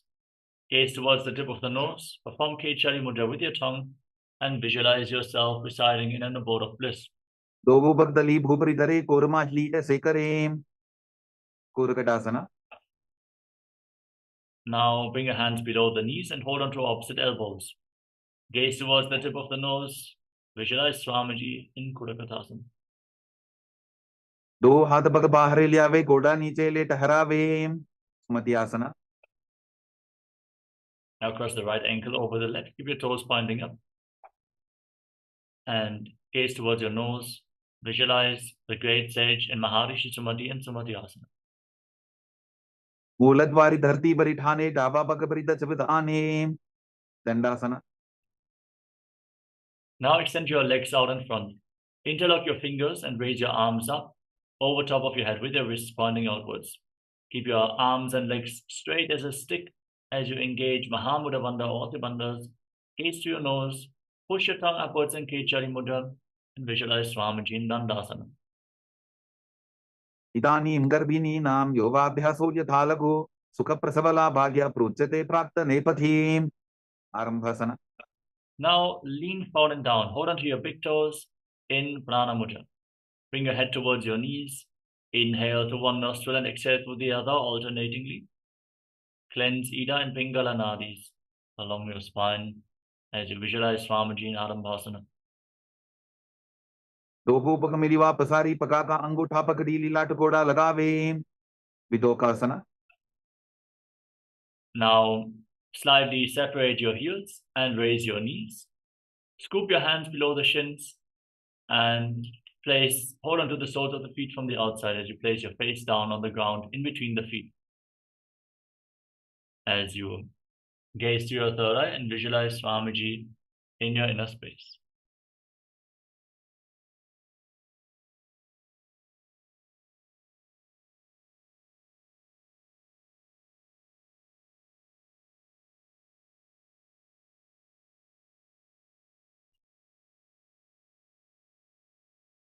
प्रथम बेसी दो पाव पसारी कछ पूर्त को कुरडो डारे. चालन धरी पवासना. Now join the heels of the feet together. Keep your arms underneath the shins with the palms facing up and rest your chin on the heels. Gaze towards the tip of the nose and visualize Swamiji in Jalandhari Pavasana. दो एड़ी मैली के नीचे हाथ पसारी. ऊर्ध्व पश्चिमतानासना. Now rise up, extend your legs out in front of you, and then lift one leg up behind your neck. Lean forwards and down and hold onto the front foot with both hands. As you breathe in Pratyahara Pranayama, focus on the prana movement from the soles of the feet to the regenerative organs, to the navel, the heart, the throat, the uvula, the center of the eyebrows, the top of the forehead, all the way to the Brahmarandha, the crown of your head. As you visualize Swamiji in Urdhva Paschimottanasana. पश्चिमतानवत् संस्थितिं कृत्वा एकं पादं ग्रीवायां धृत्वा तिष्ठेत्. अनन्तासना. Now lean back, keep the leg behind your neck and hold onto the foot behind your head with the opposite hand. Straighten your body, extend the other leg forward, gaze to the nose, and visualize you are infinite, endless, eternal Ananta in Anantasana. उत्तानशैनी एकैकम्पायी ग्रीवायां विन्यस्य इतरहस्तेन पावाग्रं गृहीत्वा. अंकुशासना. Now roll onto the side of the hand which is holding onto the foot behind your head. Gaze towards the tip of the nose and visualize and feel in complete control. उत्तानशैत एकैकं पादं ग्रीवायां कुर्वन् इतरहस्तं कर्णमूले स्थापयेत्. दृशासना. Now roll onto your back and pull your knees against your chest and circle your legs with your arms and rock your body from side to side as you visualize Swamiji in your inner space. उत्तानशैनं जानुनी हृदये वष्टम्भा गंगा सहित ऊरूनि करद्वये वद्वां सव्यापसव्यं लोडयेत्. दृशासनं भवति. ऊर्ध्वपश्चिमतानासना. Now extend your legs out in front and then lift the other leg up behind your neck. Lean forward and down and hold onto the front foot with both hands as you visualize Swamiji in your inner space in Urdhva Vashmatanasana on the other side. पश्चिमतानवत् संस्थितिं कृत्वा एकं पादं ग्रीवायां धृत्वा तिष्ठेत् अनन्तासना. Now lean back with the leg behind your head, hold onto the foot and extend the opposite leg forward. Gaze towards the tip of the nose and visualize that you are without beginning or end, endless in any dimension as you visualize Swamiji in Anantasana. उत्तानशयनी एकैकम्पायी ग्रीवायां विन्यस्य इतरहस्तेन पावाग्रं गृहीत्वा अंकुशासना. Now roll onto the side of the hand, holding onto the foot behind your head. Gaze to the nose and feel in complete control in Ankushasana. उत्तानशयित एकैकं पादं ग्रीवायां कुर्वन् इतरहस्तं कर्णमूले स्थापयेत् योगनिद्रासना. Now lay on your back and one by one pull your knees up, lift your feet up behind your neck. Try to interlock your fingers around your lower back as you gaze towards the tip of the nose and visualize Swamiji in Yoga Nidrasana. पादाभ्यां वेष्टयेत् कंठं हस्ताभ्यां पृष्ठबन्धनं तन्मध्ये शयनं कुर्यात् योगनिद्रा सुखप्रदा. आत्मारामासना. Now bend your arms up and hold onto your neck with your hands. Gaze towards the tip of the nose and visualize Lord Vishnu is blessing you from within. Atmaram आसनपदं सूढोसो way कोचिकासना. Now lay on your back and extend your arms out to the side. Pull your knees up towards your chest with the soles of the feet facing up towards the sky. Gaze up towards your third eye as you visualize Swamiji in Kochikasana. दो हाथ छीता सा करे तिनसो ube Sapa करे जठर परिवृत्ति. Now drop the left knee to the side, extend the right leg straight down. This is the first step. Visualize Swamiji in your inner space. Bend both knees to the side. Then extend both your legs to the side. Hold onto the toes and rotate your head away from the feet. Then again, pull your knees against your chest. Drop the right knee to the side, extend the left leg straight. Bend both knees to the right. Extend your legs to the right, hold on to the feet and turn your head away from the feet in Jatara Parivritti. परिवृत्ति कुक्षि भागे त्रिदाहि परिकीर्तितः बद्धपूर्णं सुप्तपूर्णं ऊर्ध्वपूर्णमथापि च.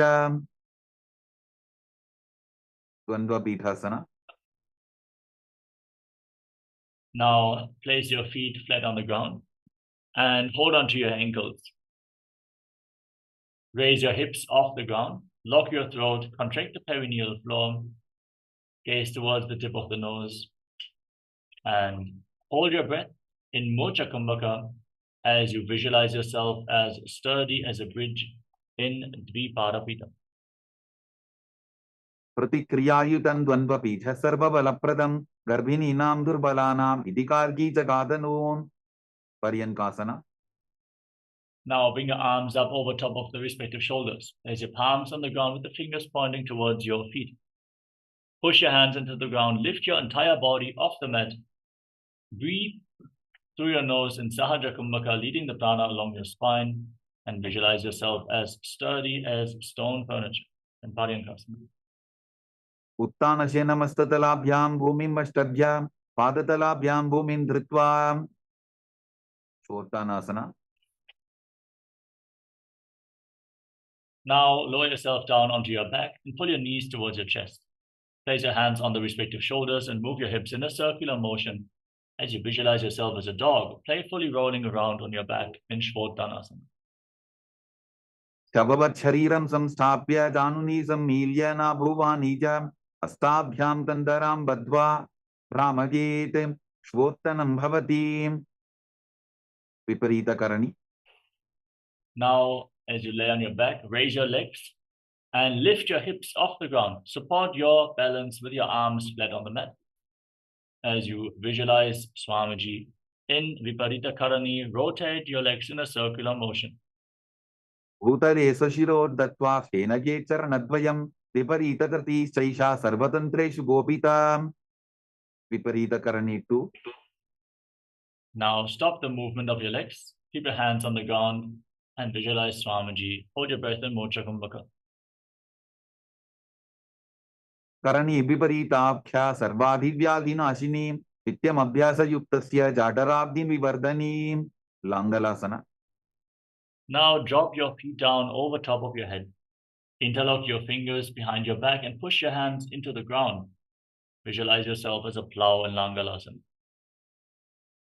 नरकासने स्थित्वा नासिका प्रदेशे भूमौ पादपृष्ठे स्थाप्य हस्तद्वयं सम्मील्य लम्बीकुर्यात् ग्रीवा प्रदेशेन भूमिं कर्षयेत् लांगलासनं भवति.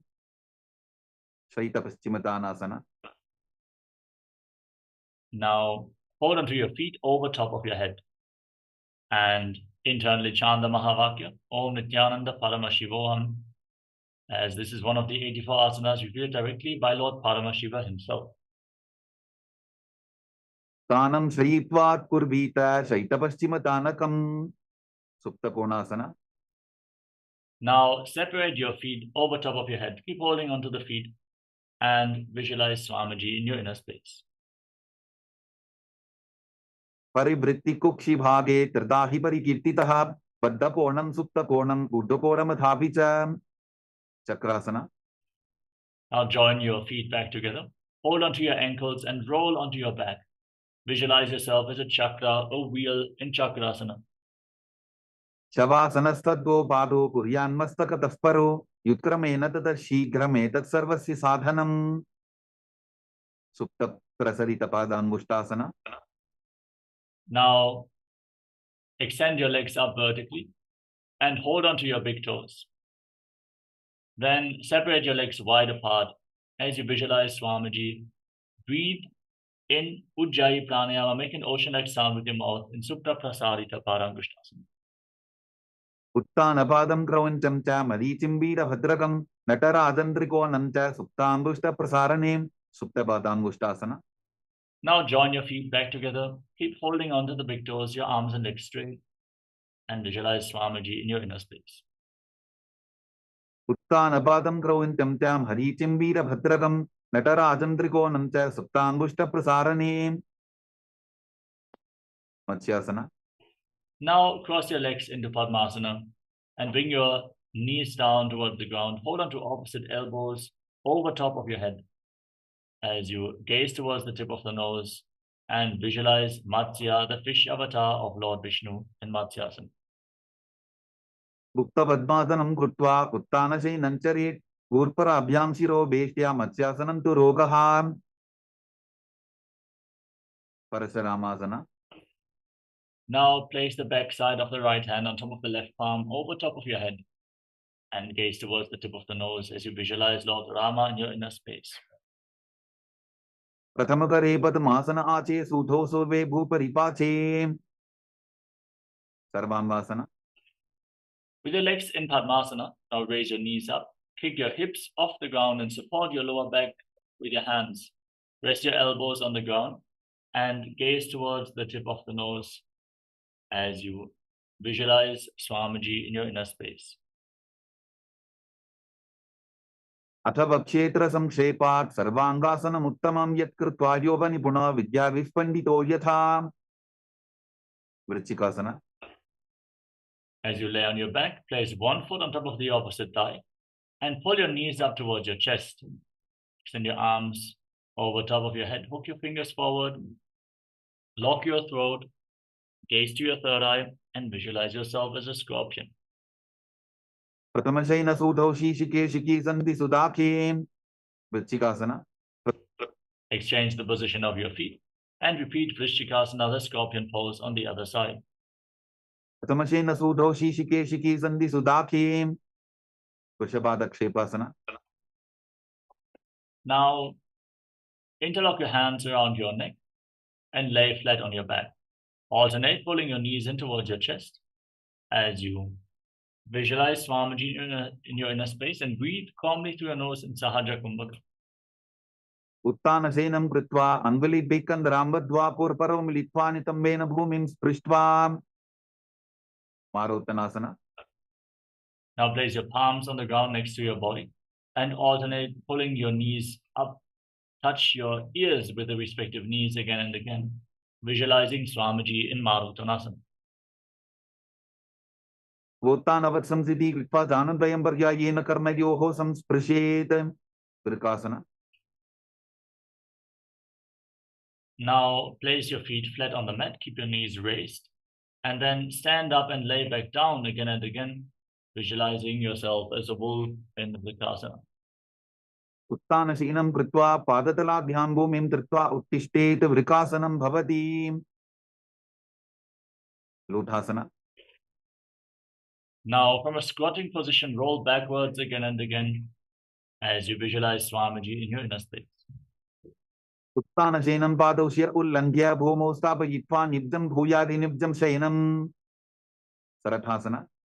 Now lay down on your stomach, place your hands on the ground next to your shoulders, contract your lips, and make a whistling sound like a flute on the inhalation through your mouth, visualizing yourself as a chariot carrying warriors into a battle for Dharma on your chariot back in Sarathasana. निब्जं शयनं कृत्वा नाभिं भूमौ निधाय स्तम्भद्धस्ताभ्यां भूमिं वष्टभ्य ओष्ठौ निमील्य वेणुवत्सं कृत्य तिष्ठेत् सरठासनं भवति देहल्युल्लङ्घनासना. Now push your body back up into a plank position and jump your feet forwards in between the two hands, back and forth. Visualize yourself transcend body and mind in Dehalyullanganasana. हस्तद्वयं बद्ध्वा तन्मध्यधर्नद्वयम् उद्दानैव बहिरानीय अतनजेत देहल्युल्लङ्घनं भवति जात्यासना. Now rise up and lean forward and down. Place your palms on the mat and walk around on hands and feet as you visualize yourself as a wise 60-year-old elephant. अथ जात्यासनं वक्षे येन जातिस्वरो भवेत् हस्तान्द्रिभूमौ च गमनम् आगमनं ततः सर्पासना. Next up is Lolitika Karana. Now stand in Arimandi posture. Heels together, toes pointing outwards and knees bend. Raise your arms to the shoulder level and rotate them around your body as you move your head in all directions.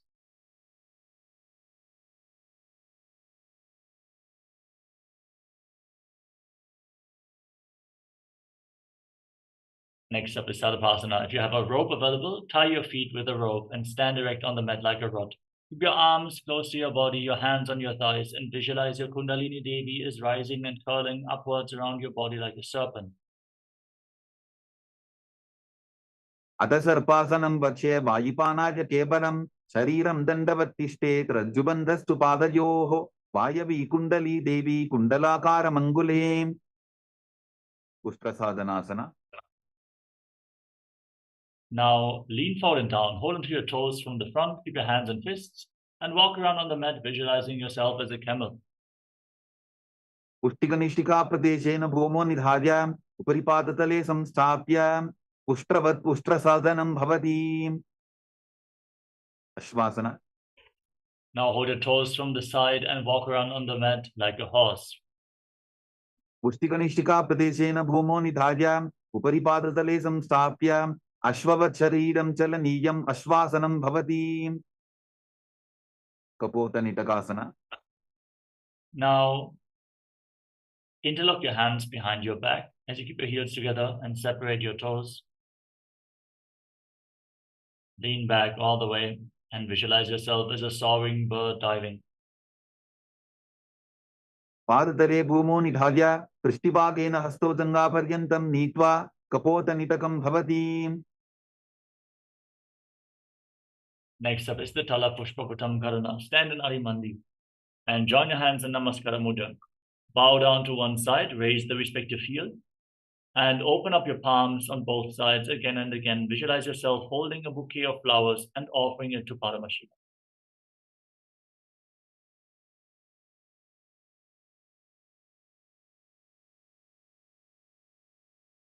Next up is Khadgasana. Now Visualize yourself as a rhinoceros as you gaze towards the tip of the nose. Lay down on your stomach and then jump your feet back up towards your hands and stand with your hands extended in Namaskara Mudra, resembling the horn of the rhinoceros in Khadgasana. Khadgasana. Luchasartamasanam krutva padatalabhyam bhumim vashtabhya uttishtet khadgasanam bhavati. Utthana. Now hold on to weights and sit down and stand back up or squat down all the way. As you gaze to the nose, visualize Swamiji in your inner space. Punah punaha uttatavyam asitavyam iti uttanottanam bhavati. Kusalasana.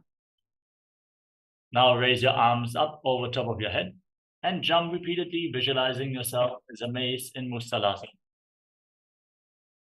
Sarlam stitva udambhavanayet varam varam uddanam kritva nadyetam kusalasanam bhavati. Vichirshakasana. Now hold on to one foot and pull it up towards your chest. Then sit down and stand back up on the other leg. Alternate on both sides as you visualize Swamiji in Uchirshakasana. Ekaikam padatalam kukshu nirajya tishtet uchirshakam bhavati. Next up is Parshvajanukarana. Now, keep the toes of the right foot pointing outwards and pull the left knee towards your chest and circle it with the left arm. Keep your left hand in a fist, the right hand on the inner thigh.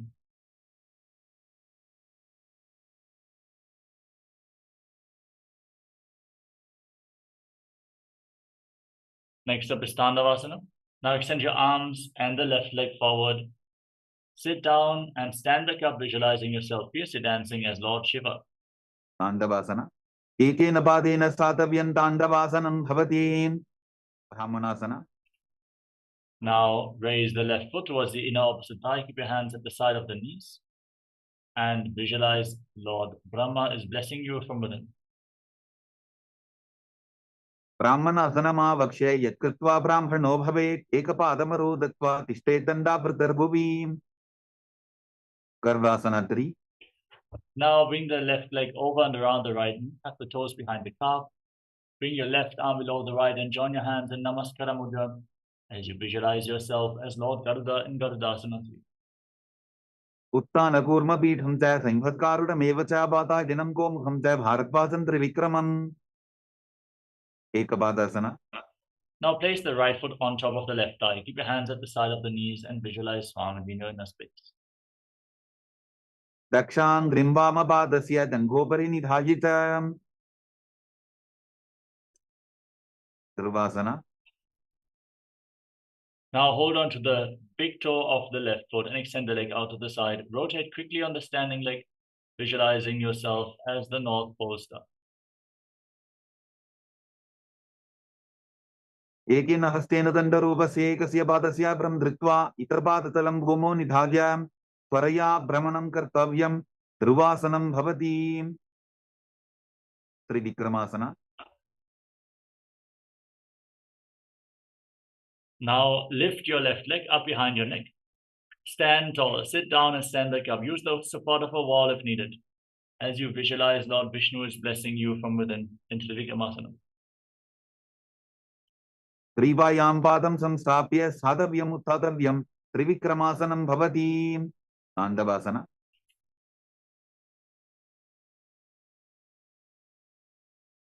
Next up is Parshvajanukarana. Now lift the right knee towards your chest and circle it with the right arm, keeping the right hand in a fist, the left hand on the inner thigh.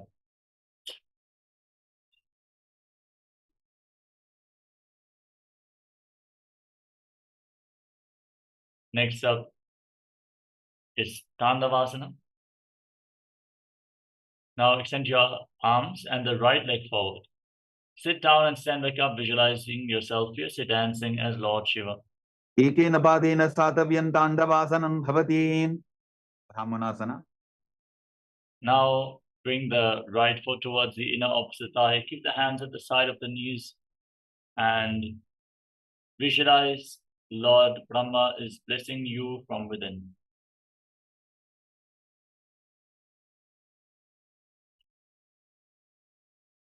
Brahmanasana vakshe yatkritva brahmano bhavet ekapadamaro dattva tishte dandavritarbuvi.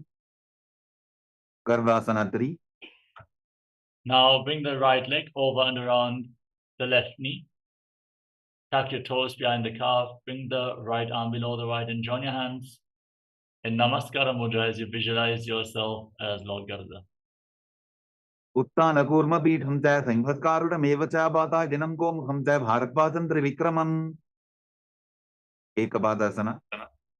Now place the right foot on top of the left thigh and keep your hands at the side of the knees. Stand on one leg in Ekabadasana, visualizing Swamiji. Dakshang grimbama padasya dangopari nidhajitam. Dhruvasana. Now hold on to the right big toe and extend the leg out to the side. Rotate on the standing leg, visualizing yourself as the North Pole Star in Dhruvasana, the Pole Star posture. Ekena hastena dandarupasya ekasya padasya brahm dhritva itarpadatalam bhumo nidhaja tvaraya brahmanam kartavyam dhruvasanam bhavati. Trivikramasana.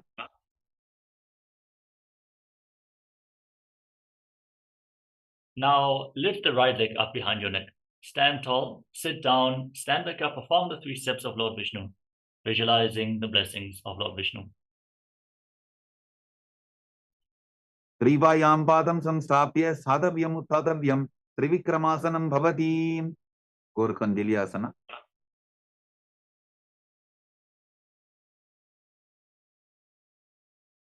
Next up is Samana Kakarana. Stand with the heels touching, your toes pointing outwards, your hands slightly extended away from the hips, fingers pointing one by one.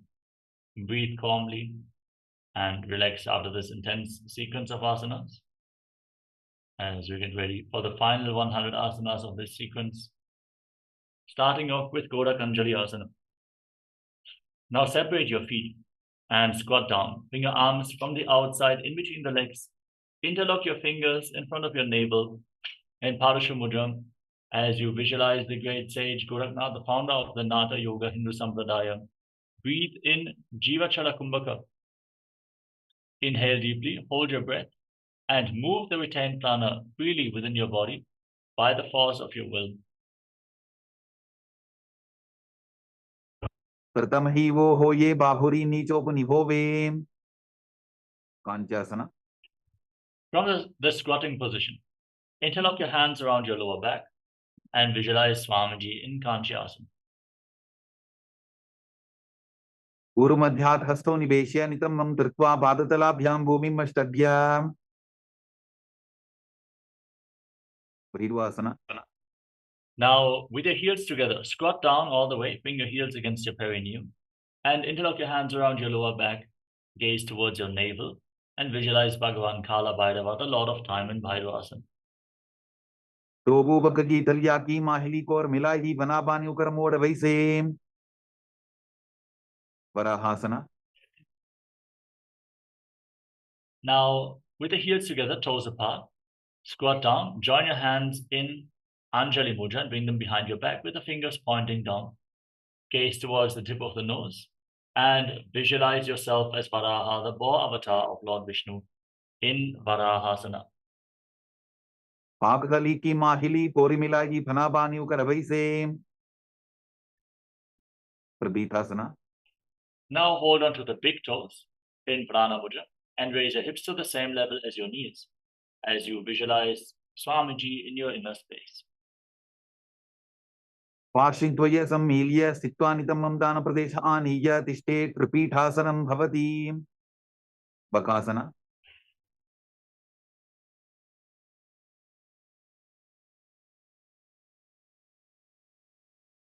Now,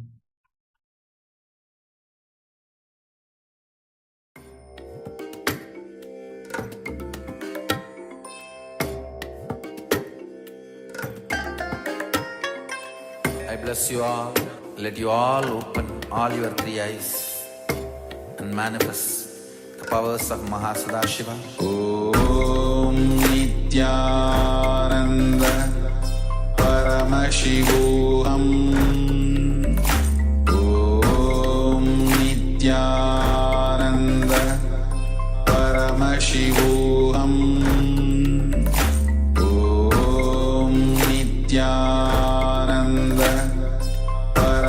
Paramashivoham Om Nityananda Paramashivoham Om Nityananda Paramashivoham Om Nityananda Paramashivoham Om Nityananda Paramashivoham Om Nityananda Paramashivoham Om Nityananda Paramashivoham Om Nityananda Paramashivoham Om Nityananda Paramashivoham Om Nityananda Paramashivoham Om Nityananda Paramashivoham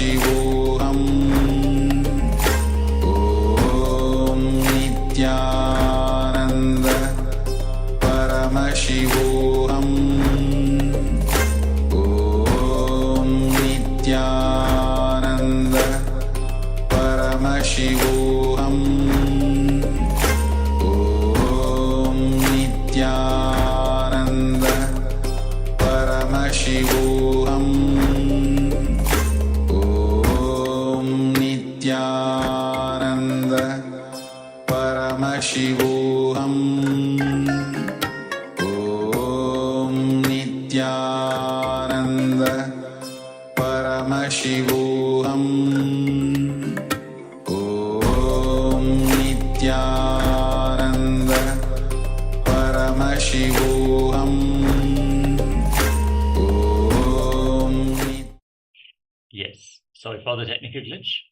Let us now move on to the next asana of the sequence, Bakasana. Place your palms on the ground and bring your knees onto your arms towards your armpits.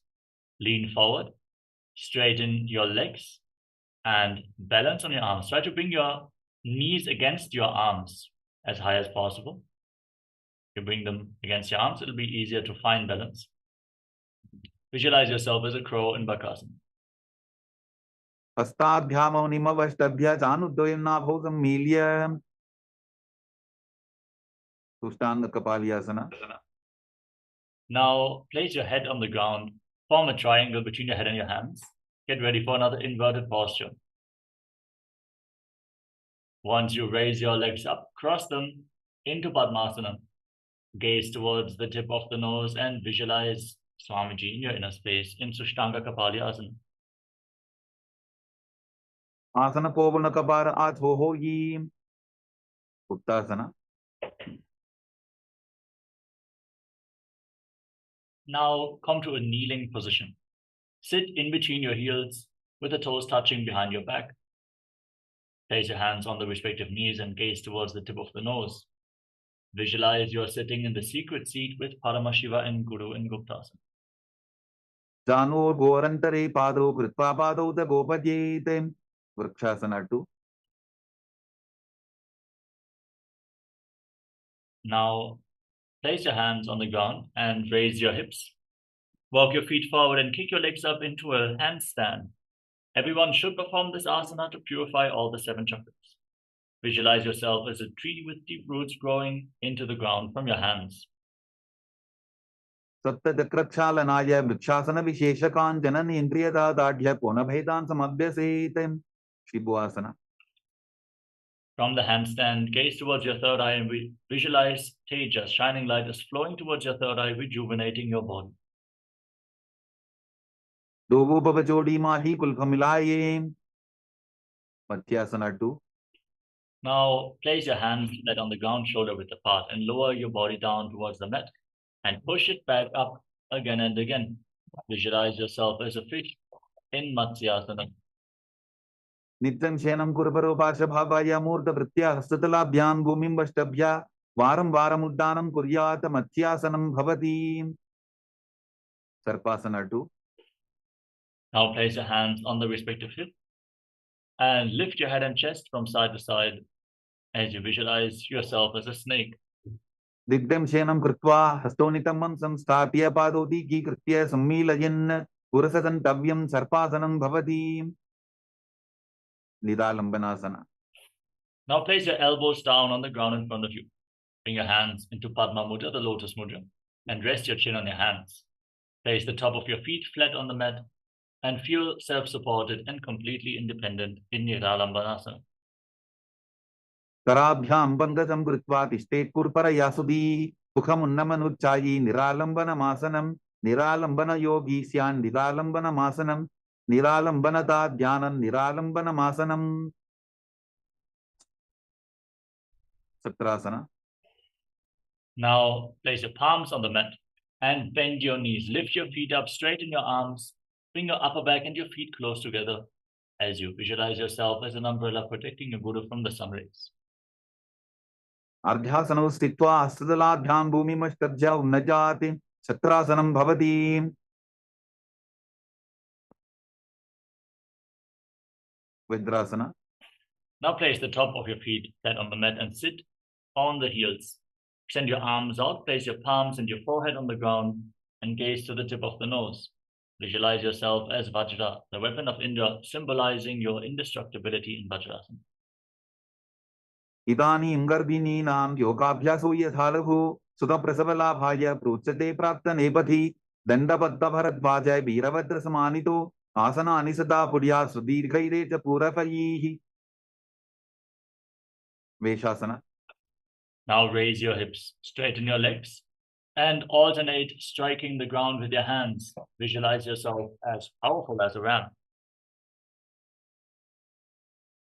Gudasana Samsito Etekam Bahum Bhomo Talajete Veshasanam Bhavati. Adasana. Now, with your hands on the ground, kick your legs up and lower your face down to the ground slowly as you visualize yourself as unborn, existing for all eternity. Gudasana Samsito Bhadatay Mantra Likitya Vastakena Bhumim Sprashyetem. Dhanantarasana.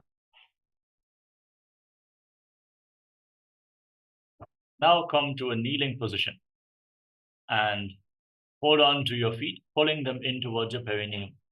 Then place your hands on the respective knees, gaze towards the tip of the nose, and visualize Swamiji in your inner space. I see some of the participants get support in the inverted postures. Visualize Swamiji in your inner space as you breathe in Ujjayi Pranayama in Dhanantarasana. Purava Vidhi Parihatabhi Kakasicho Phana Charamodi Pataki Anguli Agrimer Lagave. Angamurtanam. Now interlock your fingers in front of your body, extend your arms out, move them up, down, left, right in all directions, giving massage to various different joints and muscles of your body. Then interlock your hands behind your back and repeat the movement. Keep visualizing Swamiji in the Angamurtanam. Hastayoho Angudir Vadva Hastar Madhyatsarmandam Nishkata Yitva Tishtet Angamotanam Bhavati. Kandasana 4. Now sit in between your heels with your toes pointing to the side. Place your hands on top of the knees and visualize yourself as Lord Garuda flying Lord Vishnu and Lakshmi on his back in Garudasana 4. Jangorubhyam Didya Starakajot Vijanuna Janu Parikaradvanva Garudasana Muchate. Arandamandirasana. Now join the soles of your feet and separate your knees. Sit down on the ground in front of your heels as you hold onto your ankles with your hands. Place the front of your buttocks on the mat. Gaze to your third eye and visualize yourself residing in the blissful space of a temple. Achavakshe Biranatha Anandamandirasanam Jitkritva Amaro Dhiro Bhavatyeve Hasadakaha. Mandukasana 2. Now overlap your feet and sit on the heels. Place your hands under the knees, pull your stomach in and up, press your tongue up against the palate of your mouth in Mandukya Mudra, and visualize yourself as a frog. पृष्ठं संपीड्यपुल्भाभ्यां दान्वन्द्ये सबलयाकृतिः हस्तौ पादतले क्षिप्तो मण्डूकं पाददोषऋत् नरसिंहासन. Now tuck your toes, sit on raised heels with your palms on the ground, thumbs touching in front of you. Gaze towards the tip of the nose and stick your tongue out, exhaling forcefully through your mouth again and again. Visualize Narasimha, the lion-man avatar of Mahavishnu. द्रोवु भणापानि होई वैसे AD Mailer गुदानि वैसे समशरीरनी काट हरावे NASA अग्रदृष्टिको ल्यावे विशरकासना. Now sit on raised heels, cover your mouth with your hands, bring your thumbs underneath your chin, close your lips. Inhale through the right nostril and exhale through your mouth as per your capacity. Gaze to your nose and visualize yourself as Devi Paramashiva Shakti, victorious over all your fears. दोवुपकांति एडी चौकी गोड़ा फनो वानपनि होई पकनासना. Now join the soles of the feet together with your toes pointing back and sit on your heels. Keep your knees wide apart, your hands at your armpits. Imitate as if you are a monkey stretching itself as you gaze to your third eye and visualize yourself as a playful monkey in Makadasana. दोवुपकदरी समुट आने तिनकी विष्टि भूमि परिधाने मूलद्वार एडियां परियावे मूढ़ा हाथ ऊंचाट हरावे वज्रसंगारासना. Now raise your knees off the ground. Join the soles of the feet together and sit on raised heels. Hold on to opposite elbows behind your back as you gaze to the nose. Embody diamond-like strength for you and your Sangha, your spiritual community. प्रथम प्रणापानि होई वैसे दोवु AD उदानि वैसे घोड़ा ऊपर आंखें धीर आड़े वाय पसारे धीर अंजनासना. Now place your knees on the ground and cross your feet, sit on the raised heel. Place your palms on the ground next to your body and pull your stomach in and up. Gaze to your nose and visualize perfect health in Kankanasana. व्यञ्जनासनमा वक्षे यत्कृत्वा सुस्थिरो भवेत् पृष्ठे पादद्वयं बद्ध्वा हस्तो भूमौ प्रधारयेत् Kurmasana. From the same position, place your hands on top of the respective knees and make your upper back and neck stiff like the shell of a turtle as you gaze to your nose in Kurmasana, the turtle posture. उल्फौ चवर्षणस्याधो विक्रमेण समाहितौ ऋजुकाय शिरो ग्रीवं कूर्मासनमितीरितं योगासना. Now, from the same position, relax your upper back and neck.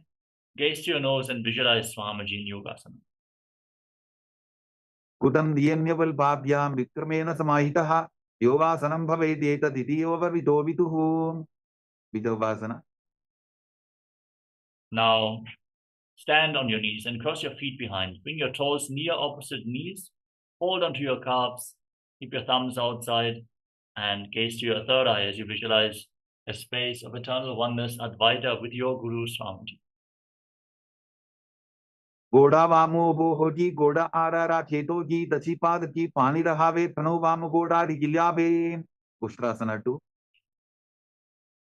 Now, place the top of the feet flat on the mat. Hold onto your heels. Lean back, push your hips forward, tilt your head back. Visualize yourself as a camel. मेरुदण्डग्रन्थिताढ्य संधिमादयि शुकुमार कपोतो अस्त्रासनाभ्यास कुड्यान्वित हितासनः द्वितीयासना. Now lean back even further. Place your elbows and the back of your head on the ground. Gaze towards the tip of the nose and visualize yourself as a lotus blooming. दोवु एडी संबुड़तरे सोले मूलद्वारी दर इधरे फना पानी ऊपर होए वैसे बहुरी पिष्टि शिखरे दो ऐसे विराटासना. Now lay down flat on your back and rise back up again and again. Use the support of your hands or feet as you visualize the healing and liberation of all causal subtle forms of your body. संगा पृष्टि भूमानि दाढ्या संकोदरयोः ऊर्नि संस्थाप्य दृष्टिवं संवारं वारं स्पृशेत् कपोतासना.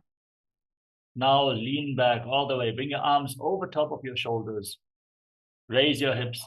Try to hold on to your feet and bring your head in between your heels. Visualize yourself as a beautiful dove in Kapotasana.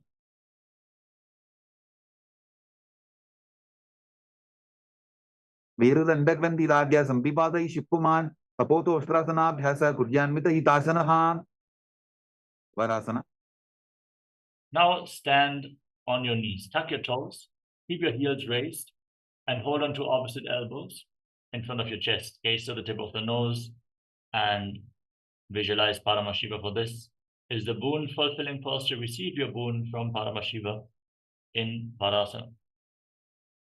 जानुनी भूमौ संस्थाप्य हस्ताभ्यां बाहुपरस्परं धृत्वा सरलं तिष्ठेत् वारासनं भवति वराहासना 2 Now keep your toes tucked, sit down on the raised heels and lean forward. Place your forearms on the ground and rest your head on your hands.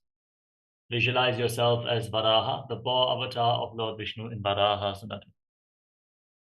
सूर्यं चन्द्रं वेदनानि आसनानि निकच्यन्ते पूर्वरो भूमौ स्थापयित्वा जानुभ्यामवलिममिष्टभ्य हस्तो मस्तके संस्थाप्य पाशिं नितम्बे संस्थाप्य तिष्ठेत् वराहासनं भवति Dasna. Now, with your forearms on the ground, elbows shoulder width apart, interlock your fingers, get ready for another inverted posture. See, some of the participants already got ready. Now place your head on the ground, hold it with your hands, raise your hips, straighten your legs, walk your feet forward, and then kick your legs up into a headstand. Lean against the wall for support if needed. Gaze towards the tip of the nose, breathe calmly in Sahaja Kumbhaka, and visualize yourself as a lopped tree. अथो मन्दासनं वक्षे सर्वेषां प्राणिनां सवं ऊर्ध्वम् आर्घ्यपदे दत्त्वा धारयेन्मारुतं सिद्धिः अन्धासना. Now gently lower your legs down and come to a kneeling position. Sit on your heels with your knees slightly separate. Lean forward and down, hold onto your head and bring your head in between the knees. With your elbows outside the legs, inhale through your nose and exhale through your mouth as you visualize Swamiji in Andasana. कतमवदली स्मटहरावे कोरमाहिली उभे मिलावे अनापानी Booker होई बैसे डोबु एरी उदानी बैसे विपरीत शलभासना. Now lay down on your stomach and extend your arms out in front of you. Lift your arms, your chest, your legs off the ground and visualize yourself as a locust. शलभासन भेदाश्च नटभेरुण्ड नामके वेण्डभेरुण्ड सहिते शीर्षदण्डासनं तथा. Next up is Kapalasana. Now place your hands on the ground next to your hips and place your forehead on the mat. Lift your legs off the ground without raising your chest as you visualize your skull representing the mind with purified thoughts and the strong will to attain enlightenment in Kapalasana.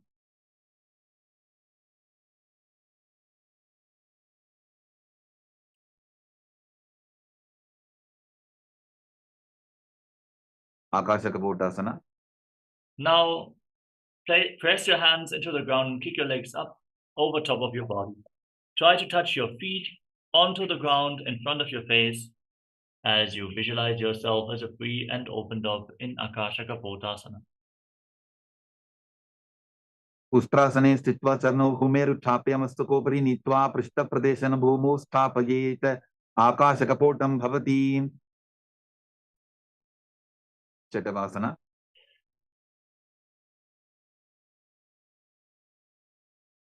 Now come to a kneeling position and lean forward and down. Place your forearms on the ground. Rest your navel on the knees and visualize yourself as a sparrow. पूर्वरपद्यन्तो हस्तौ धरावोट्टभ्य जानुनी नाभौ संकुञ्च्य वृश्चिकासना 2. With your forearms on the ground, now raise your hips, straighten your legs, and kick your legs off the ground. Bend your knees and try to touch the back of your head with your feet as you visualize yourself as a scorpion in Vrishchikasana 2. विच्छेव पुच्छप्रतिमाङ्घ्रिपार्ष्णि धृत्वा सशीर्षे सिब्बकं विधार्यको यत्रेति सन्तिष्ठति साधकस्त्वं विशावहं वृश्चिकसंयमासनं पुरुषासना. Now come to a squatting position. Sit on the right heel and keep the left foot outside the hip. Gaze forward in Vaishnavi Mudra as you forcefully inhale through your nose. Hold your breath for a short while and then again slowly exhale through the nose, visualizing yourself as a bull in Vrishasana.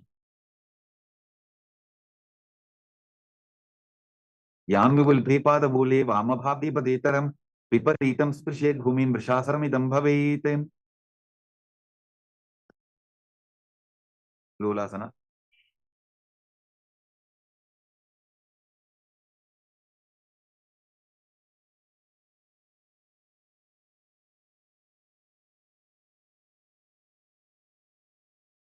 Now place your hands on the ground and push them into the mat. Lift your entire body off the ground, cross the toes of the left foot over the right, and balance on your arms, visualizing Swamiji in your inner space. लोलासनं तदा पुर्यात् वायुलोलापघातनात् स्थिरवायुप्रसादेन स्थिरचेता भवेत् वृषासन. Now sit on the left heel and keep the right foot outside the hip. Repeat Vishesha, the full posture on the other side.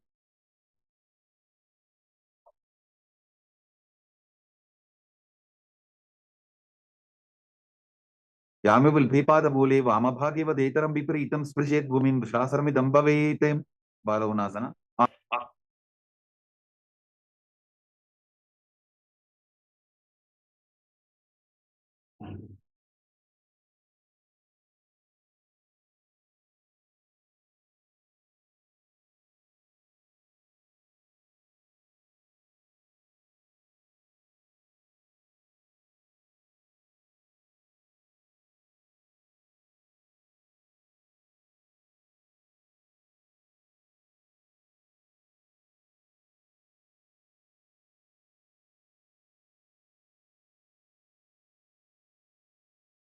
Now, place the right foot flat on the mat and tuck the toes of the left foot, sit on the left heel, place your hands on the respective knees and gaze forward. Visualize Bala Gunahai, one of the 84 siddhas in your inner space in Bala Gunasana. Asana povada tarabika rajagi grahasana. Now stand up and squat down. Bring your arms in between the legs and hold onto your ankles from the outside. Squat down all the way, visualizing yourself as the entire plant. तदे भूमौ संस्थाप्य दानमध्ये पूर्वरौ स्थाप्य हस्ताभ्यां गुल्पप्रदेशो धृत्वा तिष्ठेत् ग्रहासनं भवति बालवनासन. Now tuck the toes of the right foot and sit on the right heel with the left knee against your chest. Hands on the knees, visualize Bala Gunahai. आसन povada tarabika rajagi utkatasana. Now step both feet in, sit on raised heels, keep your hands on the knees and gaze forward as you visualize Swamiji in Utkatasana. You can hold on to weights if you want to intensify this asana. Ijas pijaus tiyata purvachano yitrasane padataladvayo pari Vajrasangarasana 2.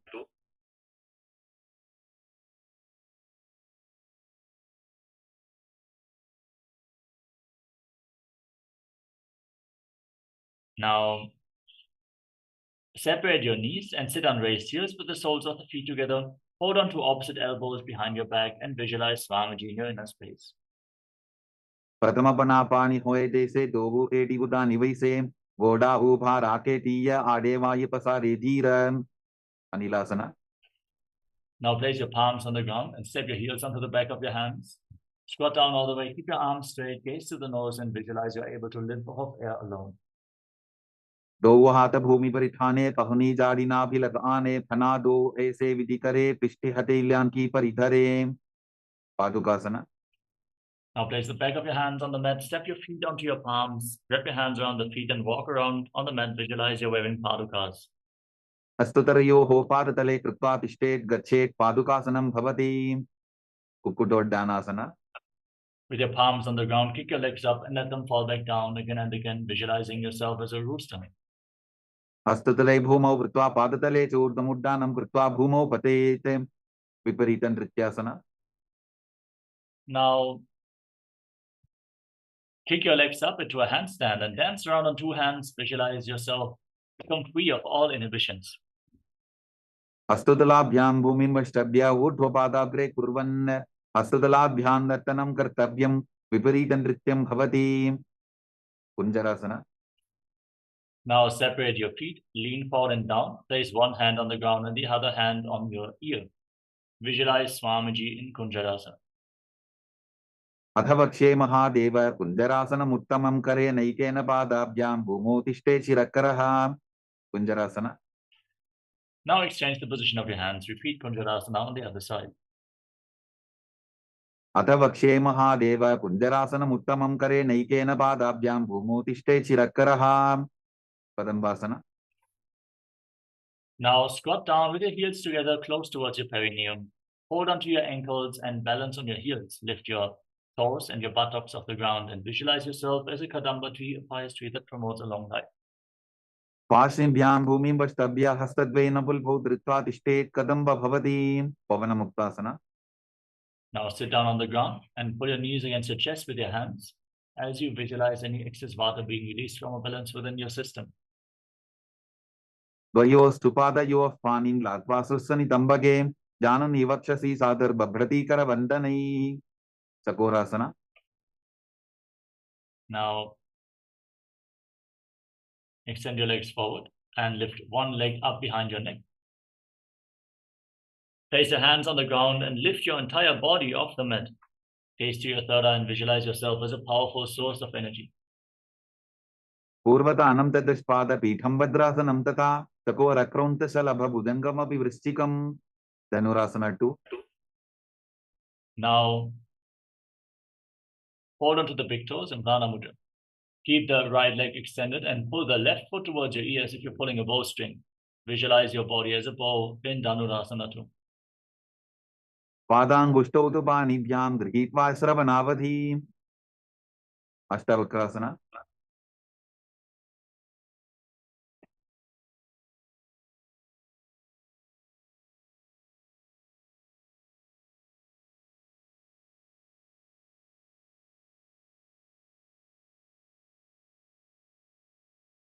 Now bring the left leg over top of the shoulder and hook the right foot on top of the left.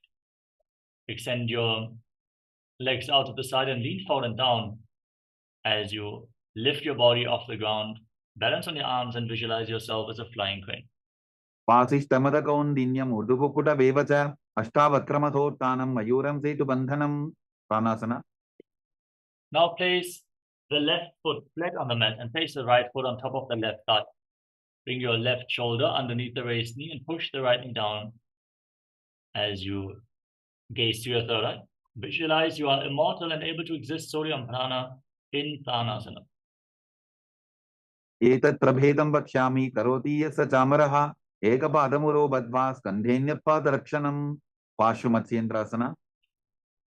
Now bring the right foot outside of the left hip and step the left foot over top of the right knee. Bring your right arm outside the raised knee and bring your hand below. Interlock your hands behind your back. Twist your spine. Keep your back straight. Gaze up and visualize Sage Matsinana, the master of Hatha Yoga. पार्श्वाभ्यां दृष्टते यास्तु पार्श्वमत्स्येन्द्रमुत्तमं. चकोरासना.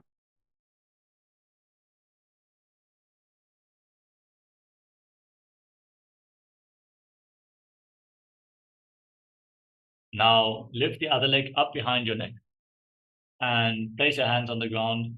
Lift your entire body off the mat as you gaze to your third eye and visualize yourself as a powerful source of energy. पूर्वतानं तदस्पादपीठं भद्रासनं तथा चकोरक्रौन्तशलभभुजङ्गमपि वृश्चिकं. Dhanurasana 2. Now hold onto the big toes and pull the right foot towards your ear as you visualize yourself as a bow in Dhanurasana. पादाङ्गुष्ठौ तु पाणिभ्यां गृहीत्वा श्रवणावधि. अष्टावक्रासना. Now place the right leg over top of the shoulder and hook the left foot on the right foot. Extend your legs out to the side as you lean forward and balance on your arms, visualizing yourself as a flying crane. पाशिष्टमदकौन्दिन्यम् ऊर्ध्वकुकुटवेव च अष्टावक्रमथोत्थानं मयूरं सेतुबन्धनं. प्राणासना. With the right foot flat on the mat, left foot on the right thigh, bring your right shoulder underneath the raised knee. Gaze up and visualize you are immortal, able to exist solely on prana. एतत् प्रभेदं वक्ष्यामि करोति यस्य चामरः एकपादमुरो बद्ध्वा स्कन्धेऽन्यत्पादरक्षणं. पार्श्वमत्स्येन्द्रासना. Now bring your left foot outside the right hip, step the right foot over the left knee. Twist your left elbow outside the raised knee and bring your hand below. To interlock your hands behind your back. Gaze up towards your third eye and visualize Sage Matsinana, the master of Hatha Yoga. पार्श्वाभ्यां दृष्टते यास्तु पार्श्वमत्स्येन्द्रमुत्तमं. अर्धपश्चिमोत्तानासना. Now extend the left leg forward, keep the right heel against your perineum and lean forward and down. Hold onto the front foot with both hands as you visualize Swamiji in your inner space. Breathe in Jiva Chala Kumbhaka. Move the prana freely within your body. Ekam padam prasadya, ekam padasya bhashna sivani sambhidya hastakvaina prasarita padangushtam dhritva danu parimastakam nyasete ardhapachimatanam bhavati. Samchasana.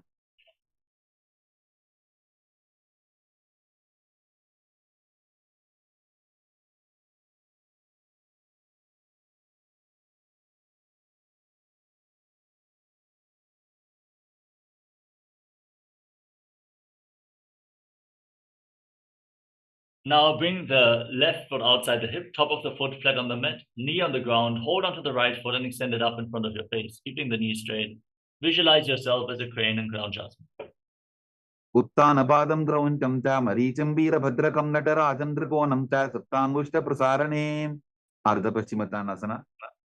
Now exchange the position of your legs. Bring the right heel against your perineum and extend the left leg forward. Lean forward and down and visualize Swamiji as you hold onto your feet. Ekam padam prasadya, ekam padasya bhashna sivani sambhidya hastakvaina prasarita padangushtam dhritva danu parimastakam nyasete ardhapachimatanam bhavati. Samchasana. Now bring the right foot outside the hip and lift the left leg up in front of your face, visualizing yourself as a crane. Uttanapadam drauncham cha maricham veerabhadrakam natarajam trikonam cha sattangushta prasarane swastikasana. Now come to a cross-leg position. With your feet in between the thighs and calves, place your hands flat on your knees, gaze towards the tip of the nose, and embody peace, well-being, good fortune, and prosperity. Visualize a swastika in your inner space. Janur vorantare samyak vipvapadadale guhe ejukaya samasina swastikam tat prasakshate. Gorakshasana. Maintain the same posture, but cover your heels with your hands. Lock your throat, gaze to your nose, and visualize sage Gorakhnath, the founder of the Nata Yoga Hindu Sampradaya. Janur vorantare pado uttano vyakpa samstito ulpau chachadya hastabhyam uttanabhyam prayettataha. Bhavasana 2. Now place the left heel against the perineum and the right foot on the left thigh. Gaze up towards your third eye. Visualize Swamiji. Meditate on Arihanta. Manifest success in your inner world as you lock your senses with your fingers and hold your breath. Inhale, lock your mouth with little and ring fingers, your nostrils with your middle fingers, eyes with your index fingers, and your ears with your thumbs. Hold your breath intensely in Shanmukha Mudra. Vama parshno budam samstapya dakshanam grivama jaganim. Yogasana 2. Now, place your feet on top of opposite knees and bring your hands on the ground next to your body with your palms facing up. Keep your mouth in the shape of the beak of a crow. Inhale through your lips and exhale through your nose in Kaka Chancha Kumbhaka as you gaze at the tip of the nose and visualize Swamiji in your inner space. Uttano charano kutva samstapyo pari januno asano pari samstapya chottanam karadhyupmakam. Urdhva Kutasana. Now rotate your hands, place your palms on the ground next to your body and lift your entire body up with your legs in Padmasana. Visualize yourself as a rooster in Urdhva Kutasana.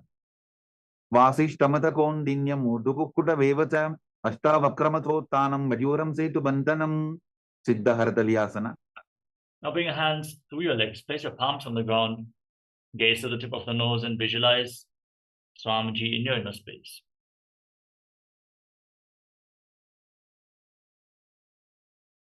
Pratama Padmasana Pokare Astudo Vogodasan Didare Ube Hatele Bhuderi Raki Ocha Vodasan Dime Dake. Hamsasana. Now push your hands into the ground, lift your entire body off the mat, gaze to the nose and visualize yourself as an elegant swan. Kukkutasana stitva standaparyantam muru ninitva tishtete hamsasanam bhavati. Karmukasana. Now push your hands through your legs, raise your hips and interlock your hands behind your back as you lean forward and place your forehead on the ground. Visualize yourself as Pinaka, Lord Shiva's bow in Karmukasana. Pratama Padmasana Kopare Gora Sandima Hikar Idare Tarapatu Sri Kardobu Ane Konya Upar Sandile Thane. Kurmasana 2. Now come to the front of your yoga mat. With your legs in Padmasana, bring your arms to your legs and hold on to the respective shoulders. Visualize yourself as a turtle having a stable body and mind to live for centuries as you balance in Kurmasana. By जंग प्रदर्शन पामा दाई जंग परिवार by जावा ग्रंथि भेदासना. From the same position, now lock your throat, gaze to the nose, and rejoice knowing you're sitting in Shiva's secret knot posture. अथ भक्षे नीलकंठ ग्रंथि भेदासनम शुभम ज्ञात्वा रुद्रो भवे क्षिप्रम सूक्ष्म वायु निषेवनात्. उत्तान कुर्मासना. Now roll onto your back, hold onto your shoulders, and gaze to your nose. Embody a turtle laying on its back in Uttana Kurmasana. Kukkutasana बंधस्तम राभ्यांतत कंधरम Peetham कूर्मवदुत्तानम एतदुत्तान पूर्वकम. Pangu Kukutasana. Now kick yourself back up, sit in Padmasana. Bring your arms through your legs. Place one palm on the ground, hold its wrist with the other hand. Push your hands into the ground and lift your body up on one arm as you visualize yourself as a rooster. Kukkutasane stitva ekena hastena anyasya manibandham dhritva. Pangu Kukutasana. Now exchange the position of your hands. Place the other palm on the ground. Lift your knees towards your chest as you lift your body off the ground. Visualize yourself as a rooster in Pangu Kukutasana. Firmly hold the opposite wrist to stabilize your hand. Kukkutasane stitva ekena hastena anyasya manibandham dhritva. Rudrasana. Now place your elbows down on your toes. Interlock your fingers and rest your chin on your hand with your thumbs against your throat. Visualize you have gone beyond all greed and covetous in Gurudasana. Janor Vorantare Paru Uttano Vyakta Samstito Wilpo Chachadya Hastabhya Uttana Bhyam Prayattataha. Padmasana 3. Now bring one hand over the other and rest your hands on your lap. Engage Mahamudra Bandha, all three bandhas, and gaze to the tip of the nose. Visualize Swamiji in your inner space. Uttano Tarno Vidhaya Vidyuva Chakti Sito Yo Bhiratim. Padmasana 4. Now place your hands on the respective knees and gaze to the tip of the nose as you visualize Paramashiva in your inner space. With 25 heads, 50 hands, 75 eyes, sit as Lord Paramashiva as you internally chant Om Nityananda Paramashivoham in Padmasana form.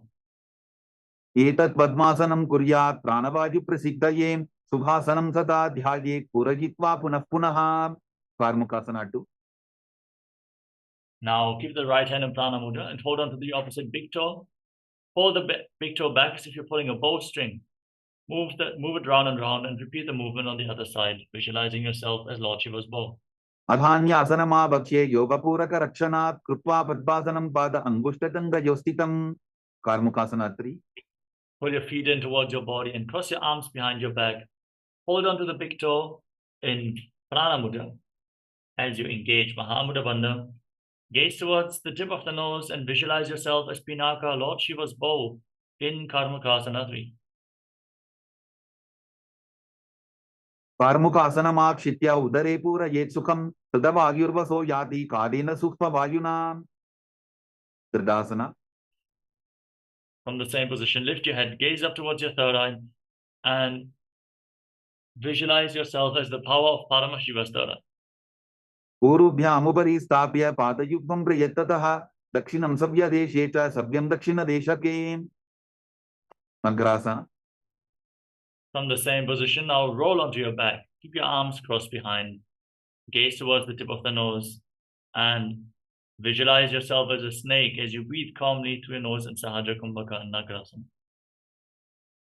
Pratama Padmasana Kothane Dohu Hatha Pachani Ane Pad Angutha Pukare Ani Sobai Kahunya Pulya Pani. Kandukasana. Now free your arms and legs and pull your knees against your chest and circle your legs with your arms. Bring your chin to the knees and squeeze your body into a ball in Kandukasana. Vetrasane Stitva Hastabada Nishpushya Woodham Dajet Prishtavam Shena Bhumim Potayet Kandukasanam Bhavati. Uddhupavanasana. Now place your feet flat on the mat and interlock your fingers around your neck. Gaze towards the tip of the nose and breathe calmly as you visualize Swamiji in your inner space. प्रथमे सूदो San करावे गोडा उभा राशि मिलावे पुल्फमा हिला अंगुष्ठतोही करे टेक समेल रसोजी मरकट पीठासना. Now place your hands underneath the heels with your palms facing up. Push your hips off the ground, raise your hips up high. Lock your throat and hold your breath. Visualize yourself as powerful as an alpha ape in Marakata Pitasana. उत्तान शयनं पादतले उत्तान हस्तयोः स्थापयेत् उत्तान शिखिपीठकासना. Now bring your hands towards your lower back. Support your body as you raise your hips up and extend your legs out straight. Point your toes, gaze to the nose, and visualize Swamiji in your inner space. शङ्खोरुबलहीनश्चेत् Utthan शिखिपीठकम् अप्रमत्तः प्रकुर्वीत भुक्तेः प्राग्विजितेन्द्रियः नरकासना. Now kick your legs up, point your toes to the sky, and place your arms on the ground for support as you visualize yourself blissfully traversing through Naraka Loka unscathed. शिवापण्ठेन भूमिं विष्टम्भा पादाप्रद्वयमूर्धमुत्रयेत् नरकासनं भवति. त्रियन्नौकासना. Now bring your hands towards your lower back. Straighten your body. Angle your legs down. Engage Chalandra and Moolavanda. Hold your breath in Mocha Kumbhaka and visualize yourself as a boat crossing the ocean of samsara in Tiryannaukasana. नौकावत् स्थित्वात् ऊर्ध्वं पादावरद्वयं नयेत् तिर्यन्नौकासनं भवति. ददासना. Now place your hands back on the mat. Straighten your body. Point your toes to the sky. Be stable, sturdy, straight like a flagpole as you visualize yourself as the Kailasa flag, respected across all nations in Dvajasana. तिर्यन्नौकावते विवा पृष्ठपूर्वरीः भूमिं वष्टभ्या मस्तकलाक्षेन पादाग्रद्वयमूर्ध्वनयेत् ध्वजासनं भवति. वृत्तासना. Now lay down on your back. Keep your hands at the side of the body with the palms facing up.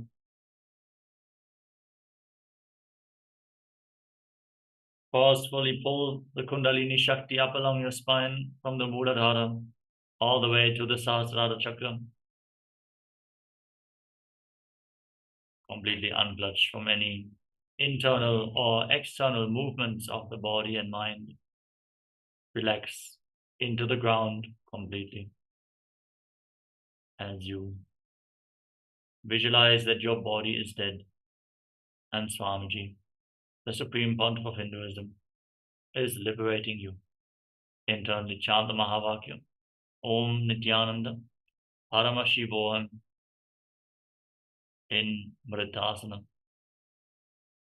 उत्तानं शवावत् भूमौ शयनं तु शवासनं शवासनं श्रमहरं चित्तविश्रान्तिकारणम्.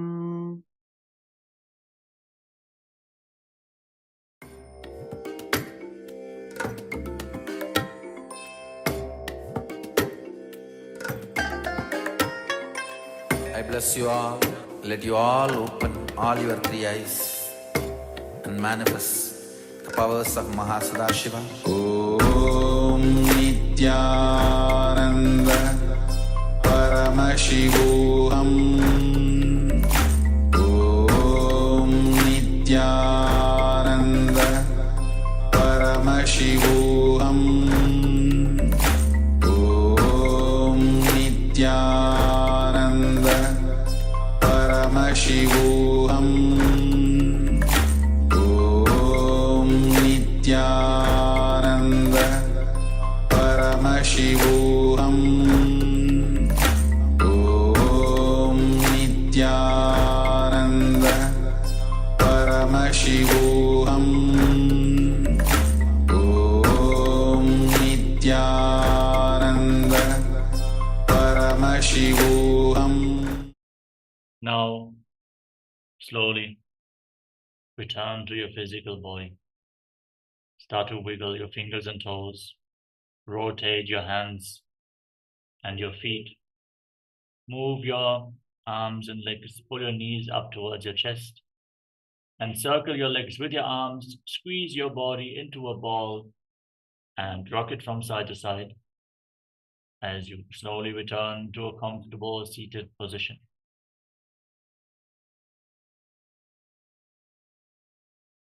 Congratulations, you completed the Dvitiya Vinyasa Krama, the 308 asana sequence of Kailas of Nityananda Yoga. Yes, celebrate. And thank you all for joining us today. Let us now prepare to enter into today's first round of the power manifestation, which is blindfold reading. Have your blindfolds ready. And stay tuned. The next acharyas are going to join very soon. Hope to see you all again tomorrow. For now, let us conclude today's Nityananda Yoga session. Sit straight with your head, neck, and spine in a straight line. Join your hands in Namaskara Mudra in front of your heart center. Close your eyes, take a deep breath. Visualize Swamiji in your inner space. Bow down in deep gratitude as we chant the Purna Mantra. Om Purnamada Purnamidam Purnat Purnamudachyate Purnasya Purnamadaya Purnamevavashishyate. Om Shanti Shanti Shanti Hari Om Tat Sat. Sarvam Bhagavashri Nityananda Paramashivam Paramastu. Om Nityanandam. Thank you all. Nityanandam.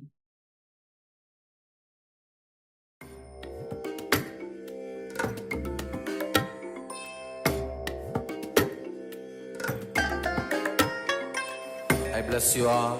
Let you all open all your three eyes and manifest the powers of Mahasadashiva. Om Nityananda Paramashivoham. Om Nityananda Paramashivoham.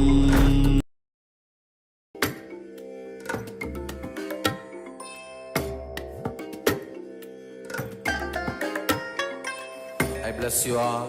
Let you all open all your three eyes and manifest the powers of Mahasadashiva. Om Nityananda Paramashivoham.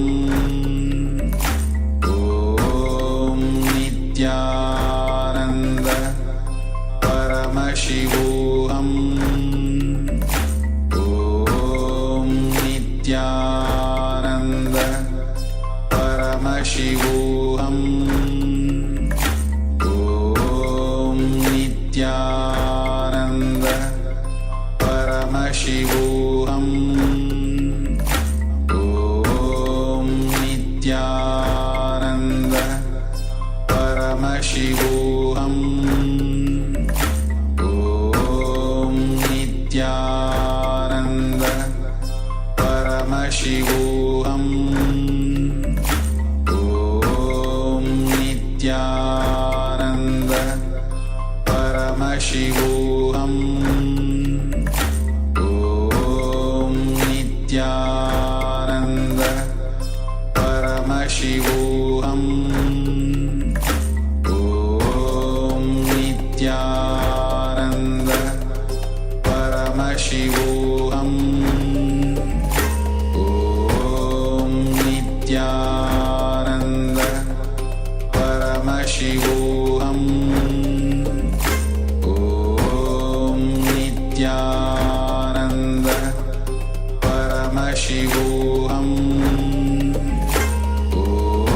Om Nityananda Paramashivoham. Om Nityananda Paramashivoham. Om Nityananda Paramashivoham. Om Nityananda Paramashivoham. Om Nityananda Paramashivoham. Om Nityananda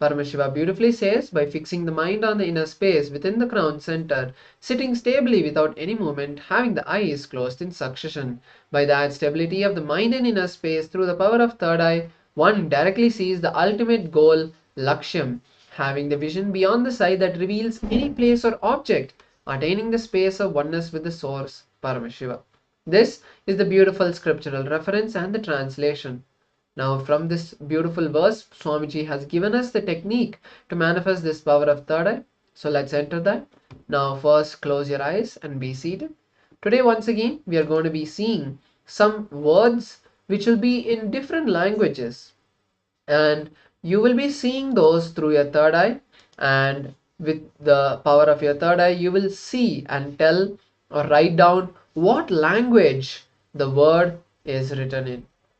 You don't need to know what is written. You just need to know which language it was, and that is beautifully the goal of the manifestation.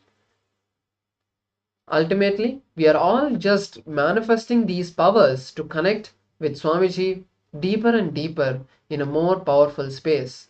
Whether we see the words or not, the experience that we have is the most important thing. So now let's enter the manifestation. Please close your eyes and be seated. Take a moment to bring the visualization of Swamiji into your inner space. Now start chanting the Mahavakya, Om Nityananda Paramashivoham intensely, bringing that beautiful visualization and connection with Swamiji. Now we'll be projecting the image for all of you, the word for all of you. See through your third eye and write down what is being projected. Let's begin the manifestation.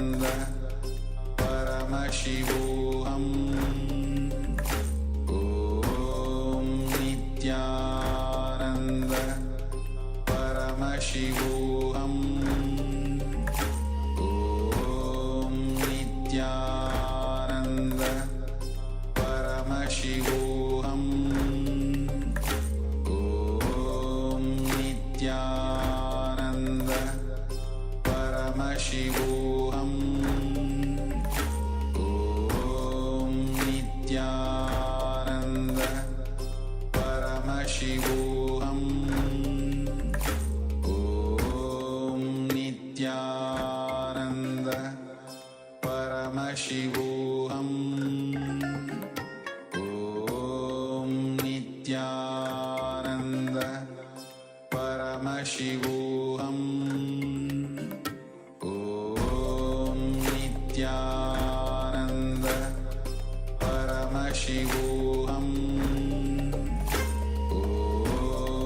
Nityananda Paramashivoham Om Nityananda Paramashivoham Om Nityananda Paramashivoham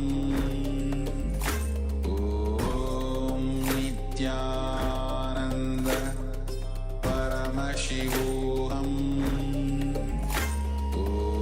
Om Nityananda Paramashivoham Om Nityananda Paramashivoham Om Nityananda Paramashivoham Om Nityananda Paramashivoham Om Nityananda Paramashivoham Om Nityananda Paramashivoham Om Nityananda Paramashivoham Om Nityananda Paramashivoham Om Nityananda Paramashivoham Slowly, very slowly, please open your eyes. Om Nit- Yes. Remove your blindfold and start writing down whatever was revealed to you through the third eye. Mention gratitude to Swamiji for whatever it is he had revealed to you. We'll now be projecting what was shown to you while you were blindfolded.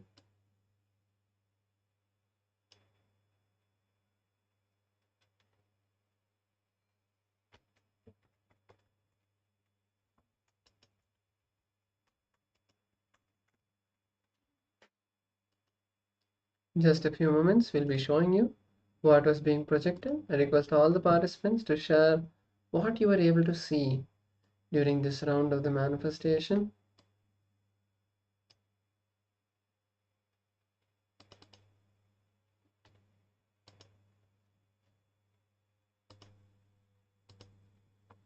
So now we'll be projecting what was shown. So it is a Tamil word.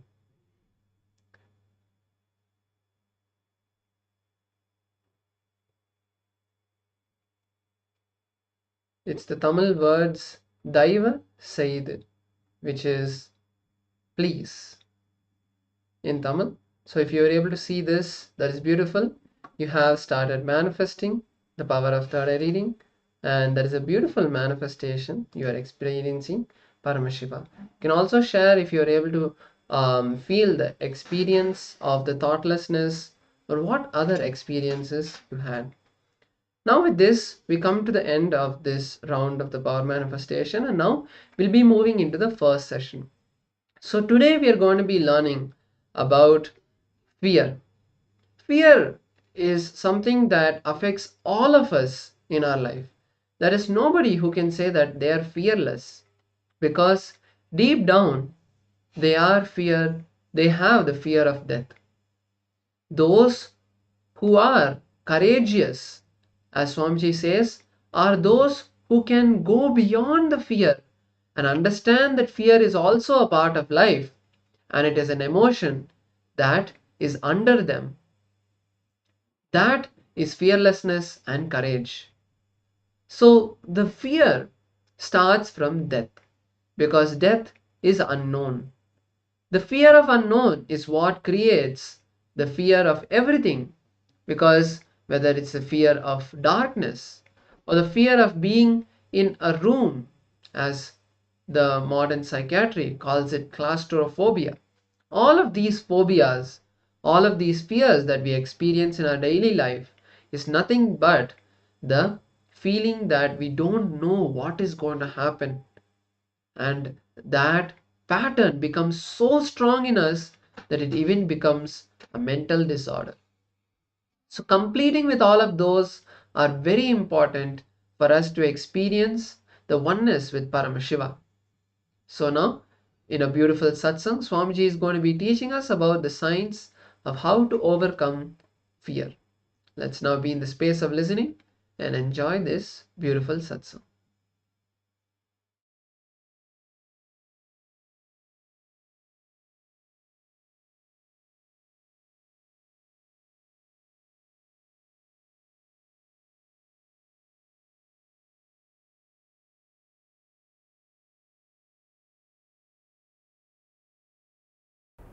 Phobia means, see, fear itself is a illusion. Illusion square is phobia. Illusion about the illusion is phobia. Listen.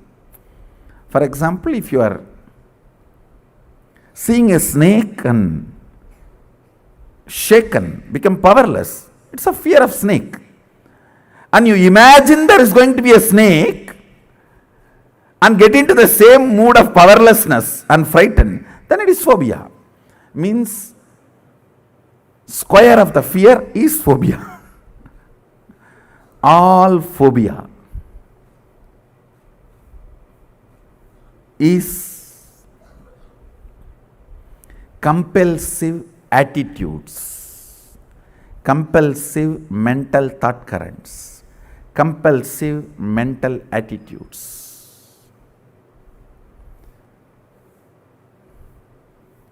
Fear itself is a powerlessness, but at least we can work on it. Tribes experience only fear. Only civilized people experience phobias. Understand? The tribal people, people who live in forests, villages, grounded, they experience only fears. People who live raw life, they experience only fears. But people who live sophisticated lives, the so-called civilized countries, so-called developed countries, they experience phobias. You will never see a phobia in a tribal village. Among the tribes, you will never see phobias. Actually, a person who has never seen snake closely only will have snake phobia. If you see snake phobia will disappear. Snake fear may be there. Fear is 1,000 times more healable than phobia. Understand? Fear is healable. Phobia is only treatable, not curable or healable. Everything which can't be treatable, everything which can't be treated or cured is phobia based. Whether it is your blood pressure, diabetes, whatever Western medicine claims can't be cured or healed permanently.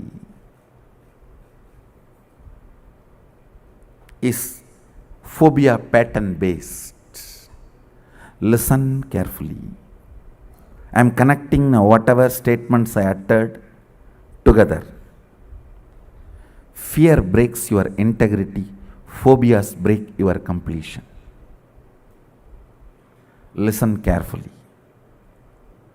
If you look in, what breaks your completion? Completion is a state. Integrity is the way you function. What breaks the state of completion? It is always phobias, not fears. Because you already come to terms with fears. With fears you come to terms. It is law of life.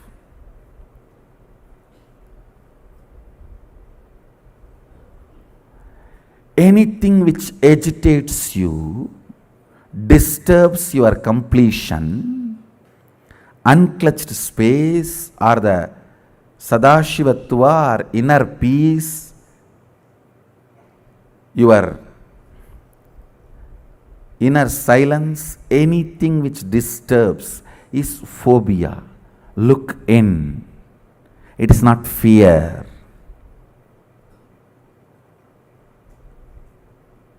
Listen. In actuality, you may not come to terms with reality, but in the inner space, you always come to terms with reality. Listen carefully. I am dividing these two parts for you to understand. I tell you, even third eye. Please listen. The biggest reason why you don't awaken your intuition and third eye, you are always afraid. You will get the bad news and your life will be suffering. You are afraid of intuition because the fear you will have the bad news about your life. And you don't understand, intuition always comes with not just information about future, ability to change the future.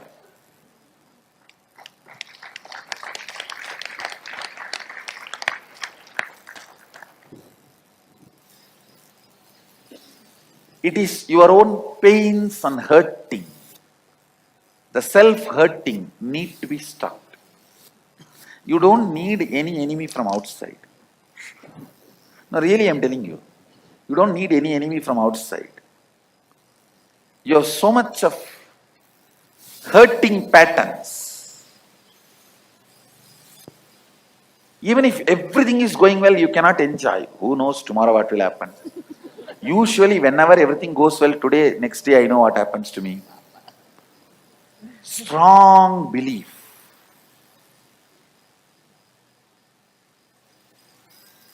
When things go bad, you are very comfortable. When things go good, you feel, this cannot be my life. Looks like somebody else's life.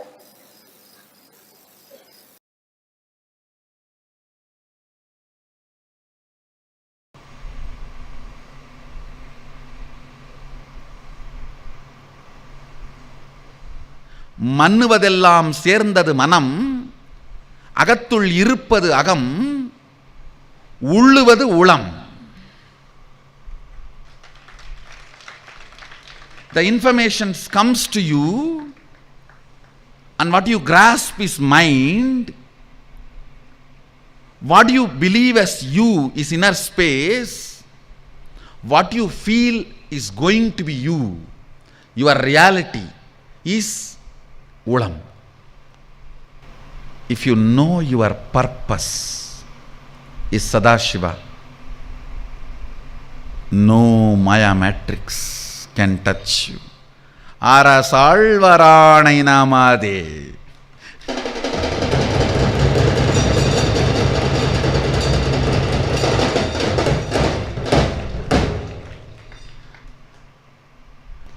வெஞ்சின அவுணரோடும் உருமிடியும் மின்னும் மிகையான பூதமவையும் அஞ்சிடும் நல்ல நல்ல அவை நல்ல நல்ல அடியாரவர்க்கு மிகவே.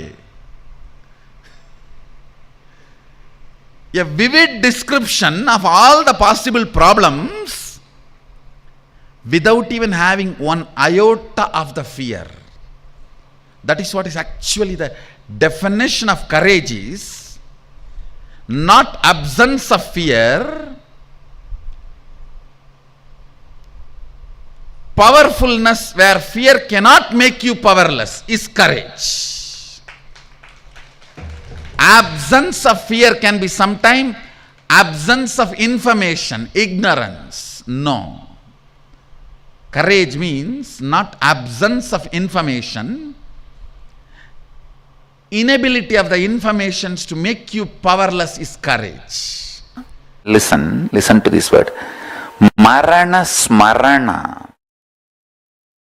What it kindles in you is your natural organic existence.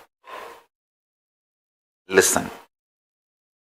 Marana smarana. What it kindles in you is your natural organic existence.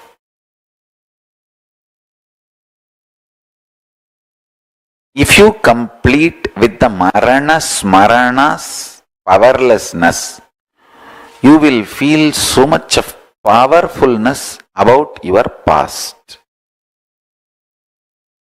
The concepts, cognitions, ideas you carry about death will naturally, intensely reflect on your past. Listen carefully. Paramashiva beautifully reveals the Kala. Listen. Kala is time. That wheel gets the bump whenever you have undigestible, intolerable, negative possibility. For example, some people, they can tolerate anything in their life, even the poverty, but not sickness.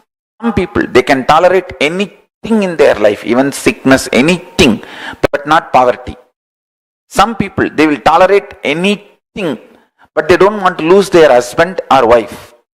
Some people, they will tolerate anything, they just don't want to lose their son. Some people will tolerate anything, but they can't handle the prison or even the fear of jail. Some people can tolerate anything. No problem about, no fear of jail, no fear of disease, no fear of poverty, no fear of losing the house, no fear of losing the spouse, no fear of losing even the kids. They just can't handle a morning without a cup of coffee. Understand, something which triggers anxiety, panic, I can't deal it, which triggers you to lose your prajna, that your existence, which just imbalances your prajna. Listen carefully. That is what is the bump for the Kala Chakra to roll smoothly.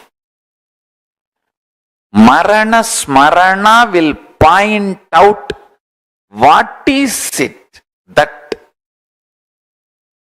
makes you lose your prajna, your existence. Listen carefully. There are some people who are ready to lose anything, but not the house they are living. There are some people who are ready to lose everything, but not any parts of the body in accident. There are some people who are ready to lose anything, but afraid of getting imprisoned, jailed. There are some people who are ready to lose, they have no fear of jail, poverty, health, but they can't even think of losing the spouse. So like this, each one has some trigger point which makes you fall out of your prajna, balance of your prajna. Marana smarana triggers that. Listen carefully. You all should do marana smarana and trigger that pain point and heal it once for all. You just have to poke that tumor and pus should come out.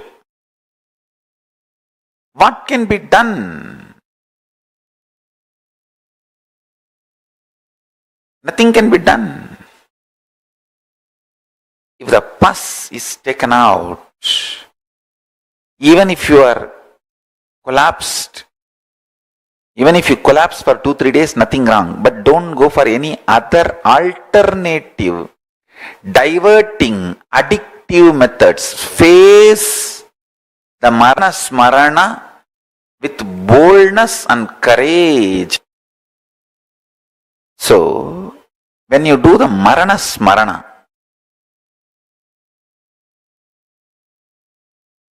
first thing, nothing wrong will happen to you. All my disciples should know very clearly, marana smarana will make you more beautiful. And I really want you to know, marana smarana will make your liver very actively involved with the life. Your whole body will become beautiful. Your eyes will become bright. All kinds of fears will rise in you. Just sit in your bed and what can be done? Yes, this is, I don't know. These are all possibilities. And you need to know, all your fears are more like a drug addiction. The delusion coming down, not like a real fact. Listen to this. This is the boon I am giving for my disciples. Listen this. There is certain level of toxins in your body. That level of toxins decides the panic attack and feeling terrorized. As long as the quantity of those toxins is left in your system, your life will have a very cheap, low quality. Anybody can frighten you. Anybody can make you shiver. Piss in the pants. Any other words you want, you can use. Understand. Mark this statement. Your enemy's sleeper cell inside your consciousness is your fears. By marana smarana, remembrance of death, consciously and facing all the fears, you will change altogether the quality of the metal out of which you are made. Listen, the ultimate alchemy, jnana rasavadam. Jnana rasavadam will happen. Please understand. And the amount of fear you experience is only the amount of toxins. It has nothing to do with reality or facts.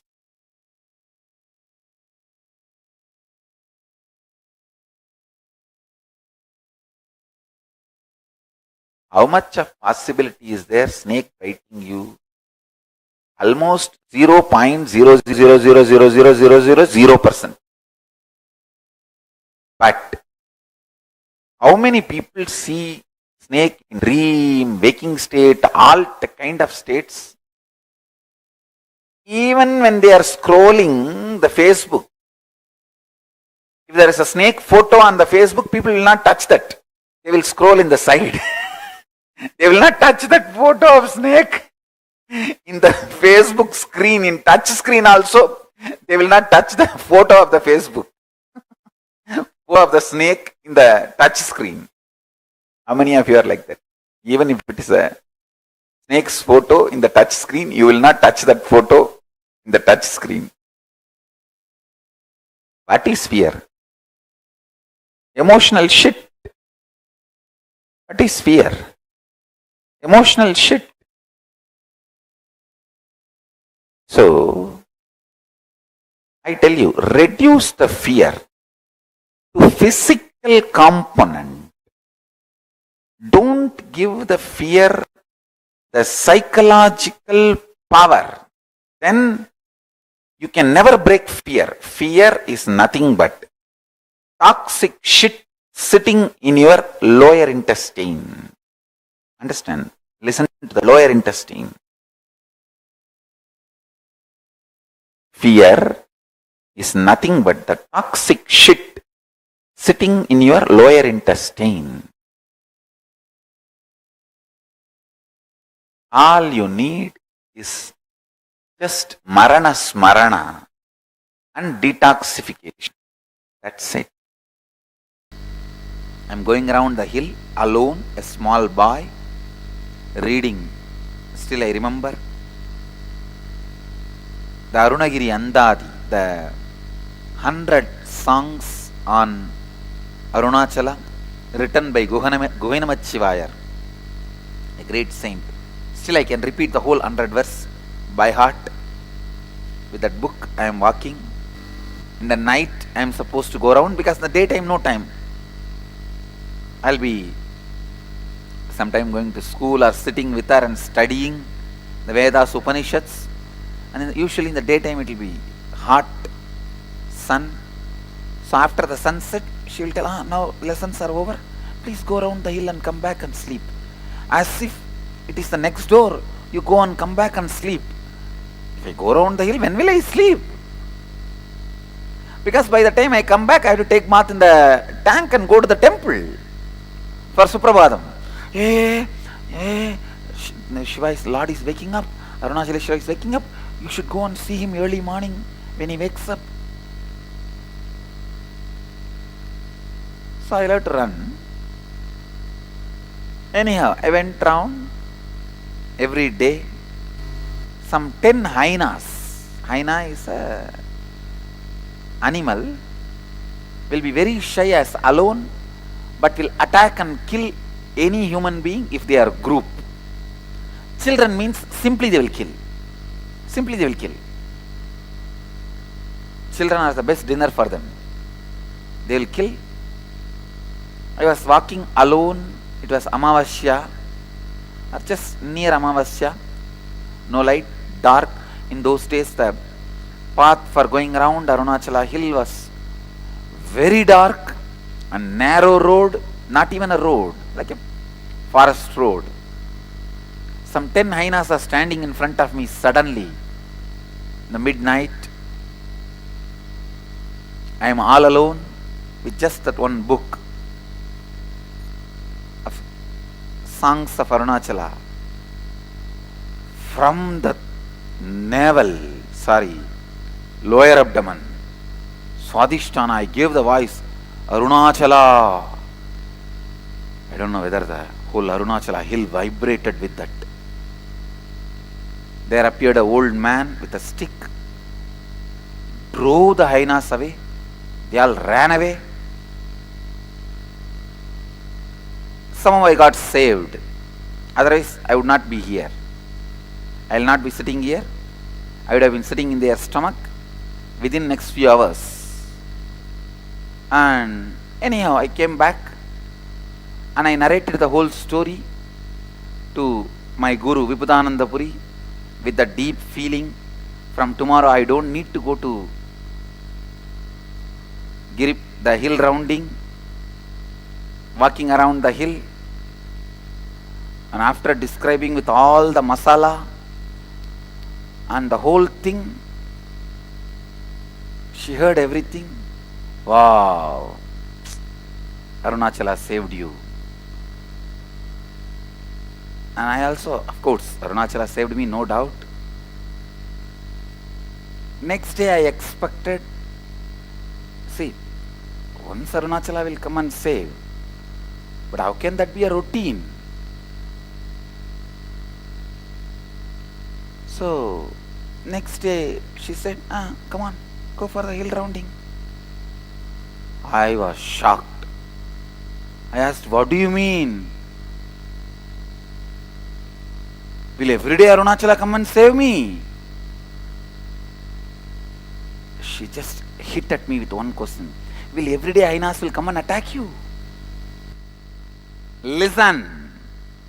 I asked her, will everyday Arunachala come and save me? She said, will everyday Ainas will come and attack you? That's it. My mother, who is always overprotective of me, I am going and telling her. She heard the whole thing. Then end of the day she asked me, end of the whole story, what did Pati tell? Pati means my guru, Vibhudanandapuri. What did she tell? I said what she said. Then she just walked into the room, into the house, and said, all right, you go for the walking around the hill. She just walked into the house and said, you go now. Really, I am telling you, it was a hit on me. Yes, will everyday Ainas come and attack me? Then she said, if everyday Arunachala also will come, go. I tell you, even now I am seeing it in my life. Whenever Ainas come, Arunachala comes and protects me.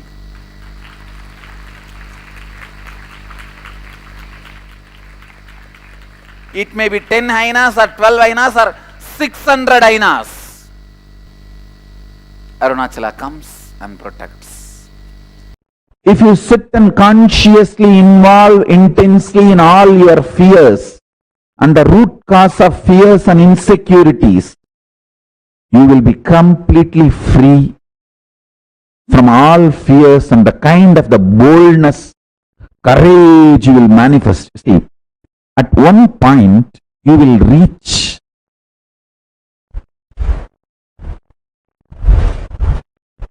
the source of your fears. You will feel everything is over. From this moment, whatever way life happens is a bonus. That's all what can be done. When that shift happens to you, that is the moment Yama, Kala is giving you the blessing of not taking life for granted and liberating you from all the fear-centric behavioral patterns. See, at one point in my life, I reached everything is over. Now, if I am alive from next moment, whatever way I may exist is a blessing, bonus. Understand? Listen to this very carefully. This realization is the boon from Yama, Kala.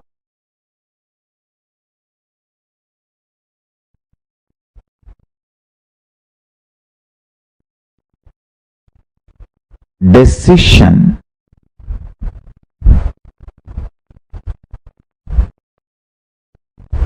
not to hang on to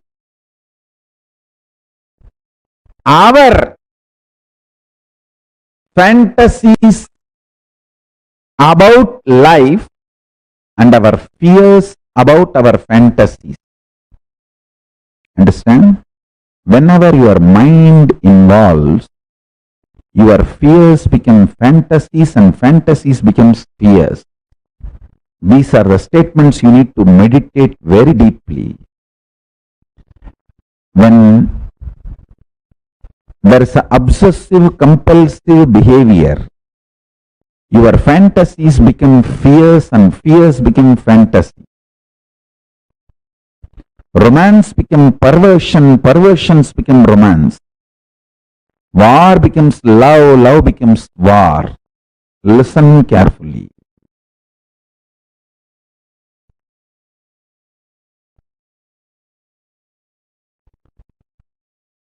At one point in my life, I reached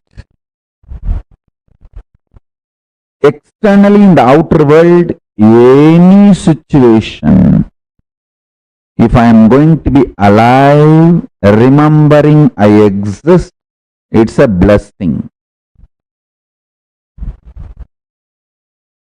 Nothing more can be taken away from me. And internally, if I am still able to consciously cognize I am existing without a mental breakdown, that itself is a blessing. There is nothing more. I don't expect any bliss, or I am not afraid of depression anymore, or the worst mental states, mood swings, or the worst external conditions. See, the fear of the worst possible external conditions and internal conditions have been accepted by the deepest core of my existence, and nothing more to visualize, fantasize about the worst possible external conditions or internal conditions and get frightened. There is nothing more I need to visualize and get frightened. It's all over. That moment, something broke in me. My consciousness touched time. And Yama gave way, Kala gave way, and I reached Kalabhairava. Listen. Consciously sitting and cherishing all your fears, not mentally being kicked. Just mind releases all the fears and the fears erupt out in you. No, I am not talking about that. I am talking about consciously sitting and visualizing, cherishing what more can happen where this kind of illogical patterns come. Behave with life like a friend. You don't cry all the time to your friend. You know what kind of a face you should show to your friend. Show the same face to your own being.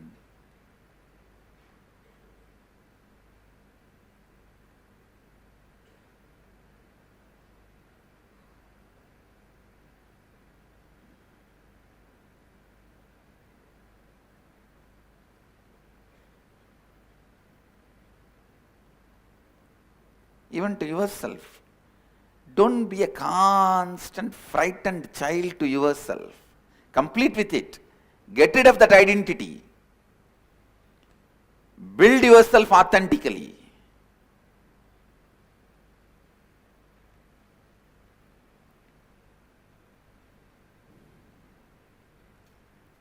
Don't constantly be a frightened baby.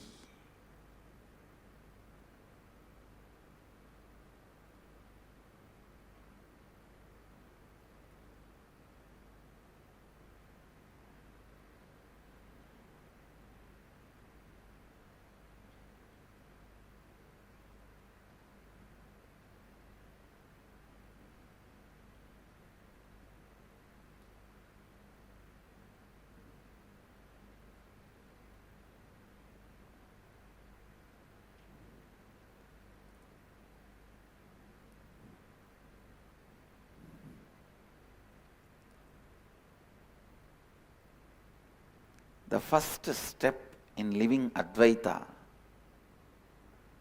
is to get rid of the... Please understand, your fear is not cute. It is nothing but your own violence which you don't want to accept as violence, because you thinking you have violence is too much. Fear is a coat, sugar coat done on violence. There is a beautiful verse by a great saint from Tamil Nadu, Manikavasagar. He sings, people who carry inside a deep violence but believe that they have fear, oh Mahadeva, let me be afraid of them and keep them away from me.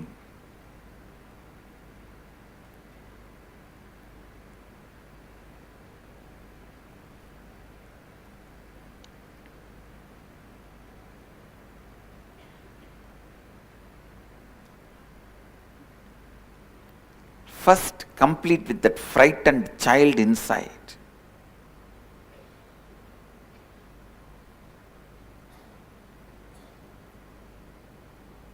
Show yourself as a friend to you. Let you seeing you bring tremendous confidence to you. Life does not demand you to deal too much of informations or too much of stress and the load and fear and insecurity. First, understand that your life needs only simple decisions from your Paramashanta Swarupa. For example, when you are thirsty, water bottle is there in front of you, just pick up the bottle and drink. If the water bottle is not there, get up, go to kitchen and get water and drink. That's all. Instead, you are being taught, oh, when you are weak, when you are feeling tired, when you are thirsty, you may be dehydrated, you will not have the enough strength in your biceps and muscles to pick up a glass and pick up the water and drink. Please start working out now. Take this protein powder, take this non-veg, take this, drink that blood, this muscles, this flesh, and build your body. So when you are thirsty, you can just get up and without any dehydration, difficulty, you can start drinking water. And to substantiate the statement we are making, we have thousands of studies, researches done on people. Let me now come back to today's message. You associating yourself more and more with cosmos, existence of you. As I told, you have 25 faces. One face is your body. That's only one dimension of you, one face of you. Your cosmos is one more face of you. I tell you.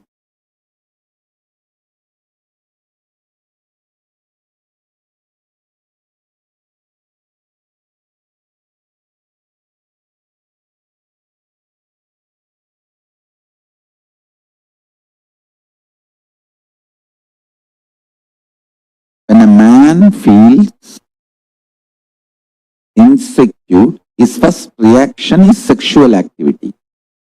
When a woman feels insecure, the first reaction is frightening, terrifying, fear, and destroying everything, doubting everything around her due to that fear. Understand? In both situations, you just need little bit of unclutching and relaxing into the truth you are cosmos. Develop this one face in you. your cosmos, you will see tons of your reactionary assumption based destructions will reduce.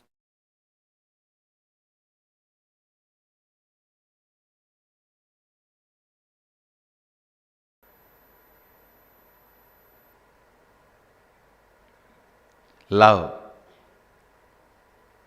exposes your blind spots to you.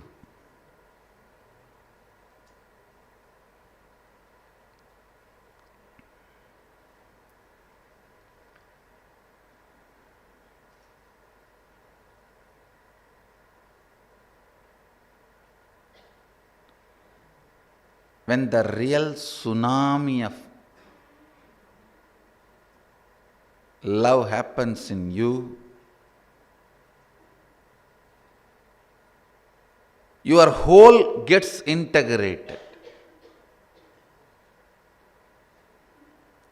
When the tsunami of fear happens to you, your whole gets integrated. That is why when there is a survival threat, you express so much of energy, whether to fight or flight, for both.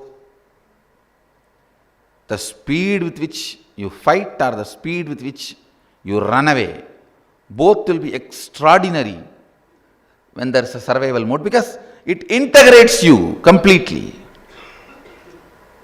Same way when you are in love, it integrates you completely.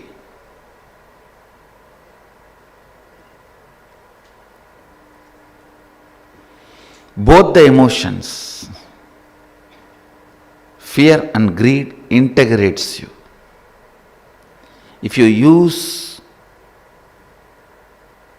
your love to integrate you and make your declaration reality, you are a bhakta, devotee, path of devotion you are traveling.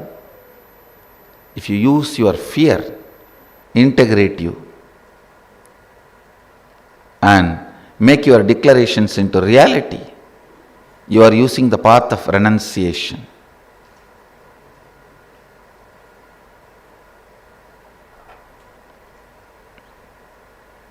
I tell you, always use your love to integrate you. That will be most sweet, safest path.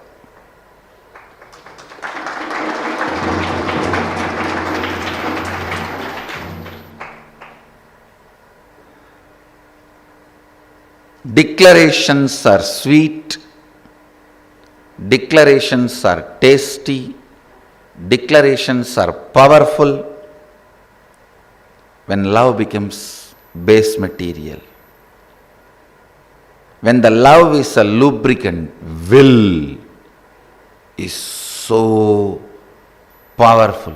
Fear need to be used like a pickle wherever required. Not more than that.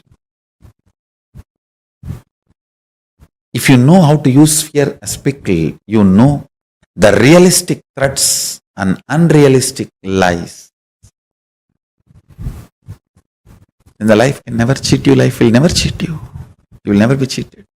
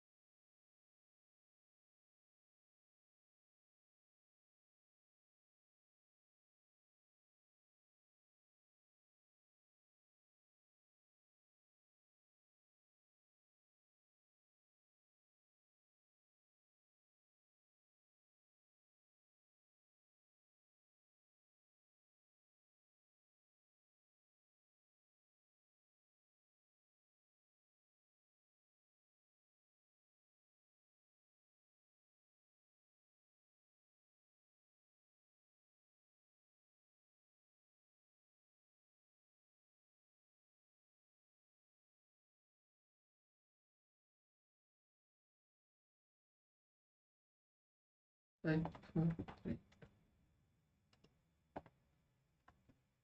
Nityananda? So let us now begin the internalization, understanding how to conquer our fear. So there are a few steps that we need to do and a few understandings that we need to have this breakthrough to go beyond our fear and complete with it. The first thing is understanding what is fear. Fear is a deeper dimension of worry. Fear leads to anger, and fear is a passive form, while the anger is the active expression. That is why you cannot destroy fear. As I said in the start of the session, fear is not fearlessness or courage is not having no fear, but it is being beyond and above the fear that we experience. So, fear is a fight between the faith you have in yourself versus the negative identities and ideas you have about the future. Self-fulfilling negative prophecies are fear. Please start please start completing all the fear patterns you develop. The fear of losing your name and fame, the fear of losing your health, the fear of losing your wealth, the fear of losing your loved ones, and the fear of the unknown. All these fears, we now have the time to complete with them, each of them step by step.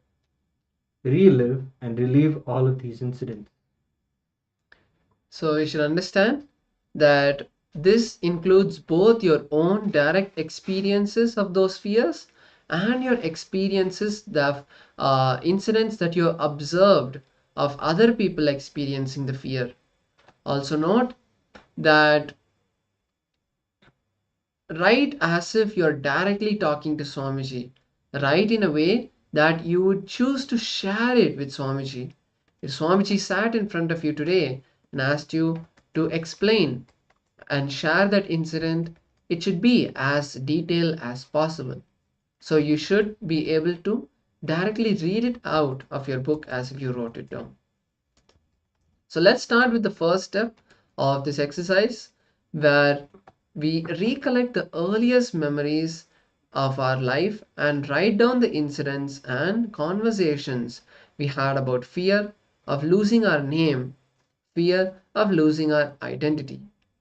The most of these fears will be from the age of 3 to 5 or 7, where for the first time you, when you were small, you felt that you had become your toy, and when your mom grabbed it from you to make sure that you eat, or for whatever reason, at that time you felt that you were taken away and something was missing.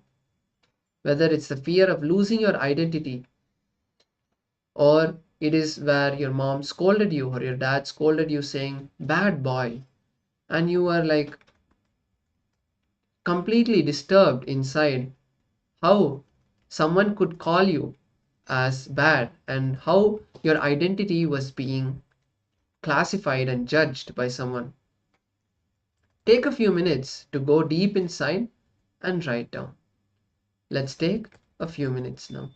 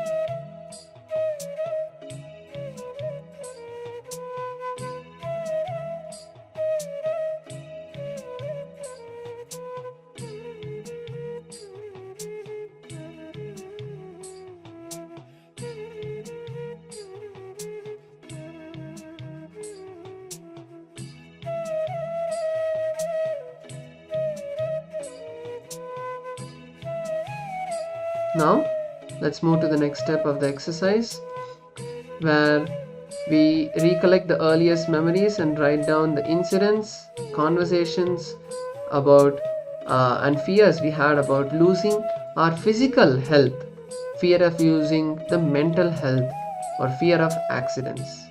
Let's take a few minutes to look into our life about this.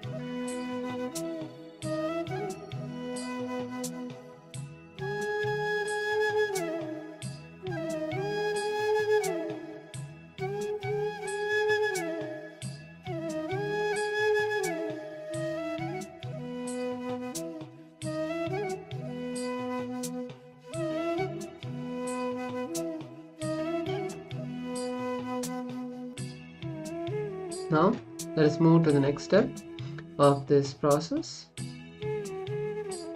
where we now recollect the memories related to losing wealth and loved ones in our life. Go to the earliest incidents where, for example, you might have lost a really good friend. Maybe they just moved away to a different city, they relocated, but that is still losing someone close to you. At that young age, you did not understand why they had to go, why they could not stay with you, why they could not continue to be with you how they were. So that in that way, also with the wealth, for example, when you were small, you were bullied by your friends to give all your pocket money that you collected, or you were not given pocket money by your parents. Whatever may be the incidents and pain memories you had inside about wealth and loved ones, let's take a few minutes now to go through them and write them out.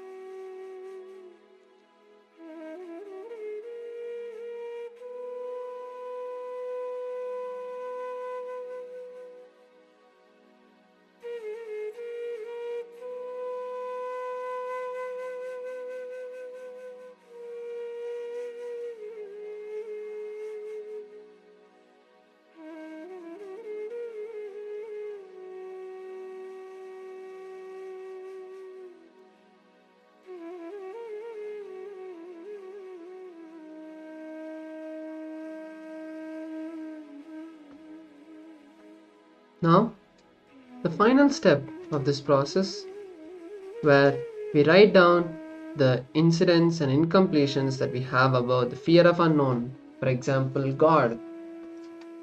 In many of the people's childhood, their parents tell them that, oh, God will poke your eyes or something like that if you don't listen, if you don't go to the temple and pray. All of these kind of fears it might sound funny to some of us, but it is an actual incompletion that many people face in their life, where they are told wrong and half understood concepts to their children, and that becomes an incompletion in them.